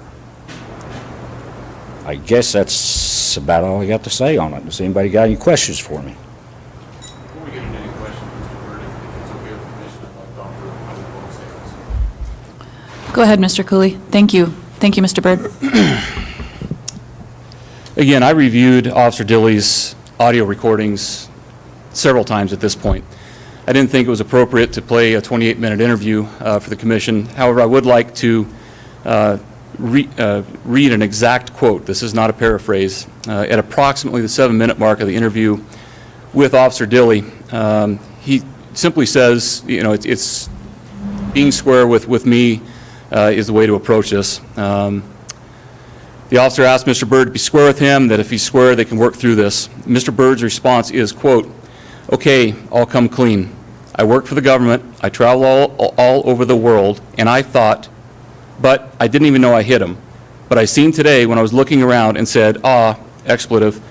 Well, I didn't, no, you cannot. Well, I didn't know that that was private land, and that's why I was asking you. I didn't know where the boundaries were. You know, when you come in, that was a nice buck.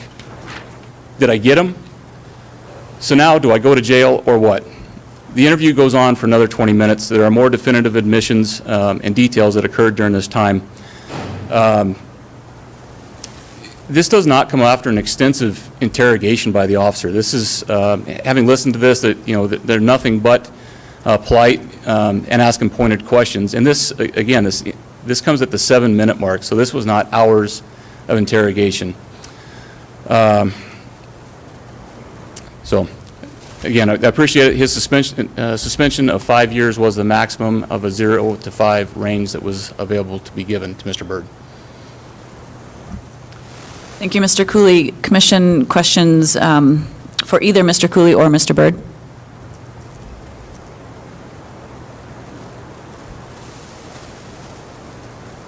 Okay. You got to have some.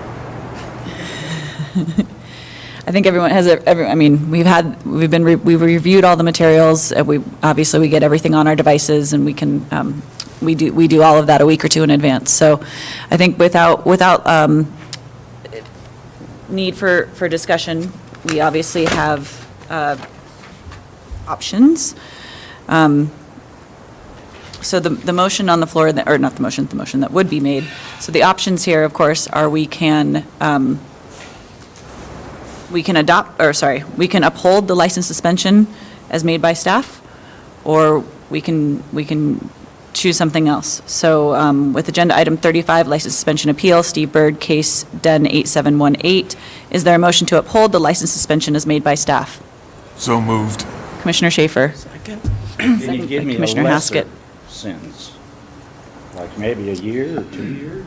Commissioner Schaefer. I would say, if I could give you a greater sentence, I would.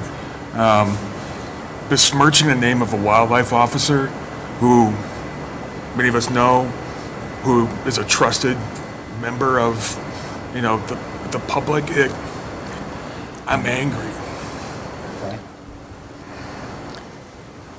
I'm angry, that's why I'm here too. Do you want to? So I didn't do it. No.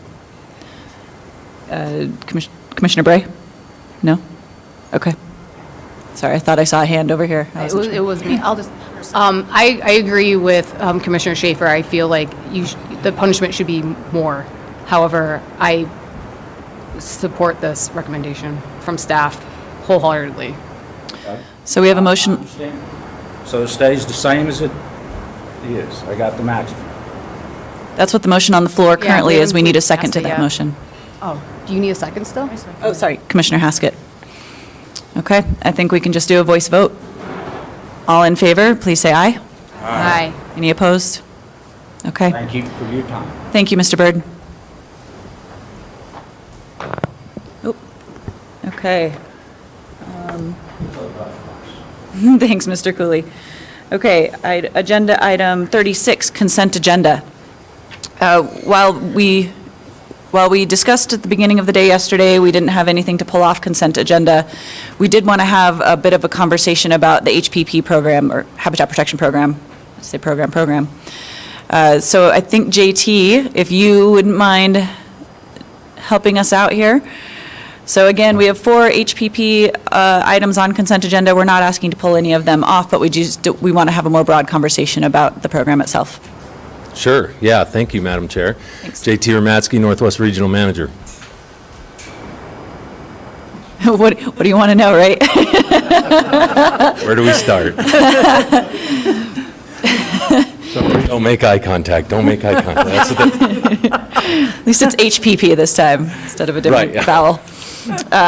Commissioner Haskett, I will defer to you if you don't mind. Okay, thank you. I just have some questions about applications, deadlines, things like that. And if there is a way that we could kind of streamline that and make it easier for applicants. I've heard different stories of it's a long process to go through, and if you miss any deadlines, you're just out of luck, you have to start over. Some of these are dependent upon weather, like if you're going to spray weeds. And this year, we had about a month window to spray weeds, and if you didn't make it, then you have to start all over. And I think it's a it's a great program that we offer, but can we make it a little bit easier on the applicant side? No, that's fair. I understand your question. Thank you for asking it. I don't want to get too much into the weeds or the background or what HPP is. We have our state council meeting coming up, our statewide meeting in Grand Junction in December, and I know that the commissioners were all invited to that, which is an awesome opportunity to get more in-depth into the program itself. Dean Riggs, who is my deputy regional manager, and then Pat Tucker. Pat Tucker is our statewide HPP coordinator, oversees the program, and works very closely with our state committee, our statewide committee. And so I'm going to kind of hopefully break this down into a couple different things, because when we're talking about projects, it could be a local committee project, it could be a statewide committee project. So there's a lot of different things that happen on the landscape. I will start out by saying that game damage is kind of our sideboards, if you will. We're regulatorily and statutorily kind of restricted on what we can do. Thus the reason for HPP, which allowed us an opportunity to kind of think outside the box, work with landowners, do different things that actually were not restricted by that. So, you know, when going through the legal piece of this, we actually have a lot of flexibilities aside from fiscal rules and requirements and different things. We've had a lot of challenges over the course of time, and I know that we've got a couple provisions Mr. Vilsack and I have talked about that are getting ready to sunset through state legislature soon, that we would like to even further allow our flexible spending and different things. So on the local piece of it, each individual committee can figure out some of those efficiencies. So without knowing the specific details of what you're talking about, fertilizer is a big one. You know, fertilizer is one of those things where HPP is paying back that money, so it has to be done first. Then we're taking that usually 50-50 match, or however those local committees do it. When it comes to the flexibility of that, especially this last year with late snow and hard to get on fields and fertilize and do those kind of things, and then as soon as you get to a point you're doing it, we're also at the end of our fiscal year, and so the fiscal year piece is a bit complicated. I'm not trying to dance around the question. I absolutely, we are committed to figuring out the best way to use that program to be the most effective and efficient that we can. And there are some stumbling blocks, no question about it. Some committees have elected essentially just to say, we're going to cap fertilizer at $50,000 a year. We're not going to do more. We have other committees that are more than happy to just continue to work with landowners on that. We have committees that are looking specifically just at habitat enhancements and improvements. And we have some challenges from a fiscal perspective on how we can contract and pay back and not, you know, we can't pay somebody before they go and do that work. And that is a challenge of the program. I'm going to stop for a minute because I'm not sure I'm actually getting to what you would like to get from this.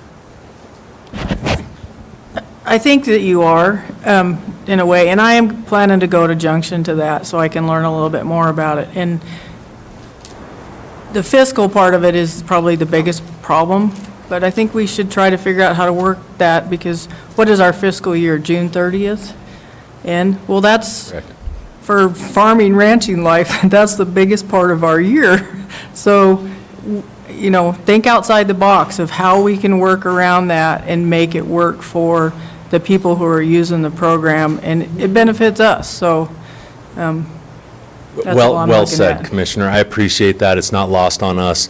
I actually chaired one of the committees for about 8 years over in the Grand Junction area, and we always held back money for fertilizer and fence projects until the end of, towards the springtime when we needed to use all our money by the end of the fiscal year. And in doing so on late winters or, you know, late springs, those times of year, it was really challenging for some of those landowners. We've tried to think outside of the box by saying, come right back to us July 1st, and we'll still reimburse and work with you on those things. So a lot of it is individual committees on how they're operating those things, but I can assure you and the commission that Pat Tucker is intimately familiar and attends the vast majority of HPP meetings around the state to work with those committees to figure some of this out. I will leave here and have a conversation with him and see if we have some examples of things that we've learned in other places. Okay, thank you. Thank you. Commissioner Barty. Thank you, Chairwoman. First, I just want to applaud how incredible this program is and how meaningful it is for the agriculture community. And I think it's just one of the best tools that we have to really build those relationships. I would echo Commissioner Haskett's remarks on making it easier and aligning with more of maybe the growing season rather than the fiscal year if possible. With our with the 0% interest loan program that my organization runs for beginning farmers, We do it to where basically it's well into the winter for the following year, so people can know and prepare, and then we have flexibility to work around that. My other comment maybe is more relevant for the RFP program that we'll be hearing about soon, but also just if there's some creative ways to think about this as the funding pool moves forward and as we're going to legislation, is seeing if we can align some flexibility or prioritization area around the HPP and the wildly important goals of the Agriculture Commission, specifically supporting the next generation of farmers and ranchers, and then their third wildly important goal of promoting and incentivizing soil, water, and climate stewardship. Both of those things obviously have a huge impact on the longevity and sustainability of our wildlife resource as well. Absolutely. I couldn't agree more. We've said it a million times, and I'll say it one more time, that without viable agriculture and without private landowners assisting us in having tolerance for wildlife, we would not have the diversity nor the numbers of species we have in the state that we're so blessed to have. And HPP is yet another one of those stories that we probably haven't really embraced and told an adequate story about. The things that we do to enhance those wigs and other things are there, and it's a story for us to tell, and I take that to heart, and I'll leave here with that as well. Okay, thank you. Thank you, Madam Chair, Commissioners. With that, I'll take a motion to approve the consent agenda. So moved. Commissioner Bray and Commissioner Vardy, voice vote, all in favor, please say aye. Aye. Any opposed? Okay, thank you. Thanks for that discussion. Moving on to agenda item 37 on public comments, inputs, and presentations. As always, you do have a link to any emails and public comment that we've received prior to this meeting. I do also have one blue slip. Luke Wydell, you are here. Hey, Luke, thanks for making it.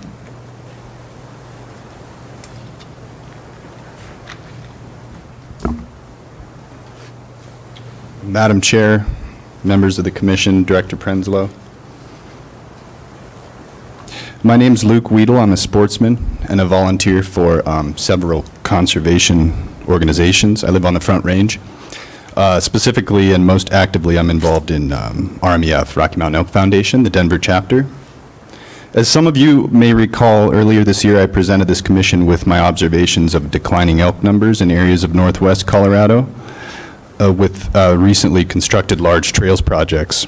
I gave this commission some ideas for highlighting the economic and social importance of outdoor recreation in Colorado while simultaneously focusing squarely on our impressive wildlife resource, a success story in the North American model of conservation funded by hunters and anglers.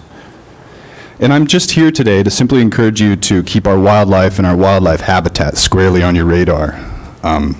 As you plan for exponential growth in multi-use recreation and recreational planning and projects. It's wildlife that's affected by human disturbance, of all uses, of course. We cannot forget that what we're conserving for future generations, our wildlife, needs to be at the center of our attempt to collaborate between user groups on issues of conservation and conservation funding. As a hunter, an angler, and an outdoorsman, I can tell you that this matter is urgent and that the impacts on wildlife and from human disturbance and the conflicts between user groups in the field and on the ground are very real. They're not theoretical and they're not in the future. They're here and they're now and they're urgent. Just this year, as I helped a friend pack out a bull moose in Unit 29, we passed by between 60 and 70 hikers on a 2.5-mile stretch of trail. During first rifle, I encountered probably 8 or 10 mountain bikers on opening morning. During my wife's first deer hunt, not my first wife's deer hunt, this third season, we had a few mule deer that we're trying to stalk, and instead we encountered a caravan of 4 or 5 off-road Jeeps. Now, I'm not saying that other user groups don't have a right to use our public lands. What I am saying, though, is that the issues surrounding human disturbance and habitat fragmentation, which affect most principally our wildlife, are here. And they're here to stay. I only want to highlight the urgency of this in our western state, which seems to be unlike any other. If we don't plan wise recreation, it will be the resource and the traditions which will suffer and suffer irreversibly. Lastly, I would like to thank this commission and this agency for all that you do for wildlife. Your commitment is tremendous, and I continue to be impressed as I meet more and more members of this commission and as I meet CPW biologists and enforcement members in the field. So thank you from the sportsman community for all you do to conserve our incredible wildlife resource. Thank you, Mr. Weedle. I apologize, I mispronounced your name at first. It's okay. I think, other than the fact that one of the first times you presented to us, you were with Gaspar, but, other than that, I think you're, you're right on. Any comments or questions? Commissioner Garcia. Thank you for being here. You concerned me a little bit when you picked up your phone. I thought I was the most Google-dependent person in the world, but when you had to look your name up, I really started to worry. But please, keep coming to see us. We need to be reminded, and you do a good job of it, so thank you very much for your commitment. Any other discussion? Luke, thank you, and I did also receive an email from you, as I think others did, so. Great, thank you. Thank you. Any other public input? Madam Chair, may I just make... Councilman Matter. I do have what amounts to a legal update, but it's not confidential, and I was wondering if I could just take a moment to tell you about some good news. Great. And that is to recognize the generosity of Lester Dan Lacey. CPW recently received a $4.2 million donation from Mr. Lacey's estate. Mr. Lacey passed away in June of 2018, and being from Oklahoma, he made considerable donations to CPW and Oklahoma State University. CPW went through the probate process with the help of Assistant AG Corey Haler, and recently received those funds. He spent the majority of his time in Colorado Springs, was an avid hunter and fisherman, and was a very successful businessman, owning numerous radio stations across the state. So I just wanted to pass on the good news. That's great news. Thank you. Commissioner Hauser. Thank you. Just curious, so then what? Where CPW is not a C3, where do those funds go? How do they get baked into the budget process? Did he designate where they would be used? I'm just curious. Yes. Thanks. So his intended emphasis is in the parks arena, and I think Dan might know a little bit more about that, but former Director Broscheid was also involved and committed to spending the money towards his wishes of parks focus. Great question. Director Prenslow. Great question. I don't have it in front of me, but it was, his wishes were so specific you would chuckle, and so we are going to, I would say, honor the majority of it. There are no restrictions after probate, but we think that's only fair, and that's why we got the gift. But it was, you somewhat would chuckle. It said, any park nowhere but near Denver, et cetera, et cetera. And I'm not making that up. And it only has to be in the southern half, but not in the northern half. But if it's anywhere near Denver, I get it back. And, so we will pursue, pursue a new state park with this funding. And that was his wish. And we probably won't be in and around Denver, but it will be parks. We won't be filtering into wildlife or trails or anything else. So if that answers. Thank you. Thanks for that update. The rest we can move on. Okay. All right. Any other public comment? We'll move on. Okay. Amanda Nims, agenda item 38, Colorado Wildlife Habitat Program, RFP. And I know Amanda's going, there's a whole sequencing that's going to happen with this presentation with regard to what can be discussed in public and what needs to be discussed in executive session. So Amanda's going to guide us through that. Good afternoon. Is this the only screen? Okay, great, there it is. Luke's got you. Super.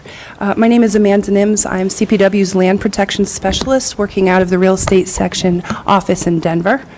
Thank you, Chair Zimmerman, directors, and commissioners for providing this opportunity to present the final funding recommendations for the Colorado Wildlife Habitat Program's 2019 RFP. The first part of my presentation today will be in public, presenting to you the summary of the 2019 funding recommendations, and then I'll ask to please move into executive session where we can discuss the details of 2 of the proposals recommended for funding. And we do this in executive session because the details are confidential and we try and maintain the privacy of our landowners.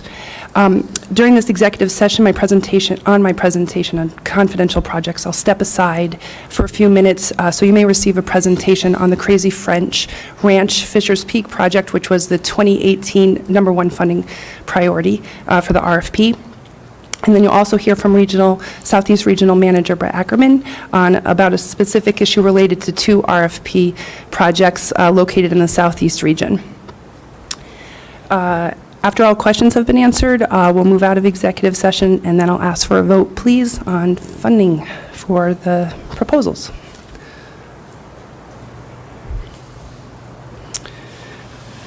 The Colorado Wildlife Habitat Program, also known as the RFP, provides private landowners the opportunity to protect their critical wildlife habitat and provide access to their private land to the public for fishing, hunting, and wildlife viewing. We do this by providing funding to the landowners to formalize conservation agreements through specialized real estate transactions. We do this through funding primarily from the revenue generated by the Habitat Stamp, as well as our partnership with Great Outdoors Colorado. This map you see shows many of the program's closed projects since the program's inception in 2006. Over the last 13 years, CPW has completed approximately 150 transactions on over 100 properties. And the red dots indicate locations where public access was secured, some sort of public access, and the yellow dots show closed projects where public access may not have been secured, but where critical wildlife habitat was conserved through conservation easements. Since the beginning, approximately 95% of all projects have been conservation and public access easements, with only 5% being fee title acquisition by CPW. The program has invested over $164 million to conserve over 250,000 acres, and in your mailing packet, you received a memo outlining the program's accomplishments, as well as a relatively recent evaluation of the program and some of the improvements that have been made since 2017. We're continuously looking to further improve this program and how it may benefit all the program stakeholders. In addition to questions at the end of this presentation, I'm always happy to speak to any commissioner outside of a meeting, so please feel free to reach out to me anytime.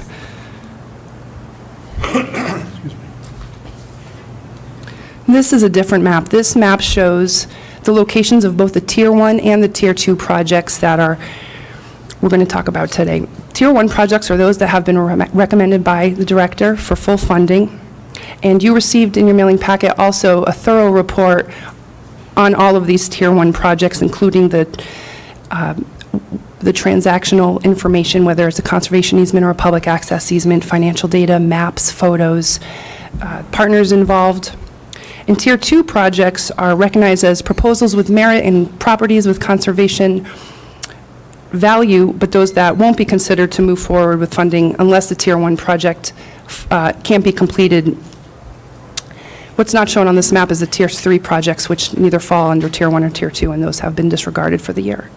There's no guarantees that Tier 2 will be elevated to Tier 1, and we encourage all applicants Tier 2 applicants to reapply in the next funding round with a stronger proposal. This year, 12 Tier 1 projects will protect almost 35,000 acres through conservation easements. And of these 12, 10 will be held by third-party partners. Only 2 will be held by Colorado Parks and Wildlife. This recognizes and accomplishes the Commission's preference to fund third-party conservation easements and avoid fee title acquisition. The 8 public access easements that will be secured is estimated to be approximately 16,000 acres, including perpetual and term-limited opportunities for fishing, hunting, and wildlife viewing. This year's budget was $11 million, and we'll be able to conserve these 35,000 acres through conservation easement and secure this public access by spending just over $9 million, putting $1.7 million back into the funding pot for future RFP cycles. Should any Tier 1 projects fall through, these are the Tier 2 projects that may be considered for elevation to Tier 1. 4 conservation easements totaling about 6,000 acres and 2 public access easements, about 2,500 acres, for a funding request of $4.5 million. This may be the presentation's most important slide. The 12 Tier 1 projects have a combined total project value of $27.4 million. With CPW's contribution of that being $9.2 million, it means our conservation projects are being completed by an additional $18.1 million of cash and donated property value by Colorado's private landowners and our funders. So it truly shows the incredible commitment and the conservation of our private landowners as well as our partners. It also shows the extent to how far the RFP's program dollars go and how CPW is effectively and economically meeting the goals and objectives of our State Wildlife Action Plan, our strategic plan, and the governor's wildly important goals. This year, for every dollar spent on conserving habitat through the RFP, CPW is contributing 34 cents on the dollar. This demonstrates tremendous leverage, both of our habitat stamp dollars and our GOCO dollars to conserve big game habitat, migration corridors, and the habitat needed by Colorado's species of concern. And with this, I'd like to ask for executive session. Thank you, Amanda. Before we let Jake take us into executive session, I just want to note that on the one-page summary of the program that is linked in the agenda, there's a link to the website as well, and our website has a lot of more in-depth, it's very, very well presented, in-depth, historical, this is what the program is, where it's been, where it hasn't been, why it does what it does, why it doesn't do what it doesn't do, all those kinds of things. So just wanted to pull attention to that. Jake, I'll take it over to you. So I'd like to advise the public that we plan to go into executive session pursuant to the open meetings law to consider the items identified on the agenda, which are the acquisition of the Crazy French Ranch project and the 2019 RFP projects, and to receive legal advice concerning the case captioned Five-Star Feedlot versus the State of Colorado, which is 2019 COA 162, pending in the Court of Appeals. The open meetings law authorizes the board to enter executive session to receive legal advice, to comply with other confidentiality laws such as CORA, which, as Ms. Nims stated, requires the details of real estate transactions to maintain their confidentiality, as well as the purchase of private property. And the commission is authorized to do so pursuant to 24-6-402-3A 1, 2, and 3 of the open meetings law. So with that, I encourage you to invite a motion to enter executive session for those reasons. Okay, can I have a motion? Make a motion to enter executive session. Commissioner Haskett, second. Commissioner Schaefer, we do have to do a roll call, is that correct? You do not. There are 9 of you here, so that the record is sufficient. Okay, we have to do a voice vote, though, right? Yeah. Yes. Voice vote, all in favor, please say aye. Aye. Any opposed? Okay,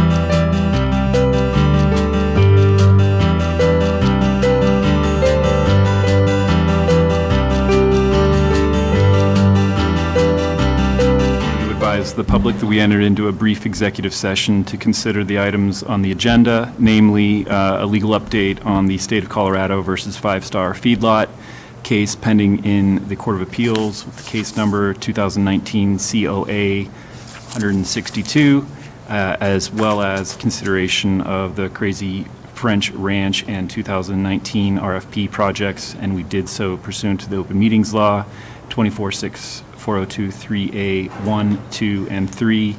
No decisions were made. Thank you. As a follow-up to executive session, we need to move on to agenda item 40, Crazy French Ranch final vote as fee title acquisition. And I am looking for a motion to approve the fee title acquisition of this property subject to a deed restriction consistent with CPW's statutory mission for a purchase price up to $19.75 million, as well as permission to close and approval for Director Prenslow to send a letter to GOCO requesting covering of the delta. So moved. Commissioner Hauser and Commissioner Vardy, all in favor, please say aye. Aye. Any opposed? Okay, thank you, Mr. Ackerman. Thank you. Agenda item 41 was also discussed in executive session. On agenda item 41, Colorado Wildlife Habitat Program RFP 2019 final funding. Is there a motion to approve the director's final funding recommendations for the Colorado Wildlife Habitat Program's 2019 RFP? Second. Commissioner Haskett and Commissioner Hauser, all in favor, please say aye. Aye. Any opposed? Okay. I just wanted to say thank you so much for voting to support the director's funding recommendations, and let you know that for the rest of the process for this year, we'll be informing applicants of their funding status, and negotiations and due diligence will start in January, and then we'll be working with the leadership team to get ready for the 2019 RFP. Okay. I'm sorry, 2020 Yes. RFP. Yeah. Okay, thank you. Thank you so much. Okay, election of officers, a little historical. I asked a question to people that are much more aware of the history here than I, about why most of the terms, if not all the terms, go from July to June, but the election of officers is in November, and we are then left with potential of having this acting chair situation where a term ends in June, and then you have a July, August, until November for elections. Apparently that happened because when the Parks Board and Wildlife Commission originally merged, their meeting was in July, and they didn't feel that they knew enough about one another to elect officers at that time. Jeff Versteeg can correct me here when I'm wrong. And so they decided at that point to have elections in November. And what I'd like to propose, and again, this is both an information and an action, the information here is that I would like to propose that we change that back to officer elections being the last thing on the agenda at a June meeting, so that the then new chair would be able to have time to plan the agenda for the July meeting, and the July meeting would be where that new slate would take over. That would then alleviate this issue of if someone is terming off in June, we don't have this acting hat for 4 or 5 months.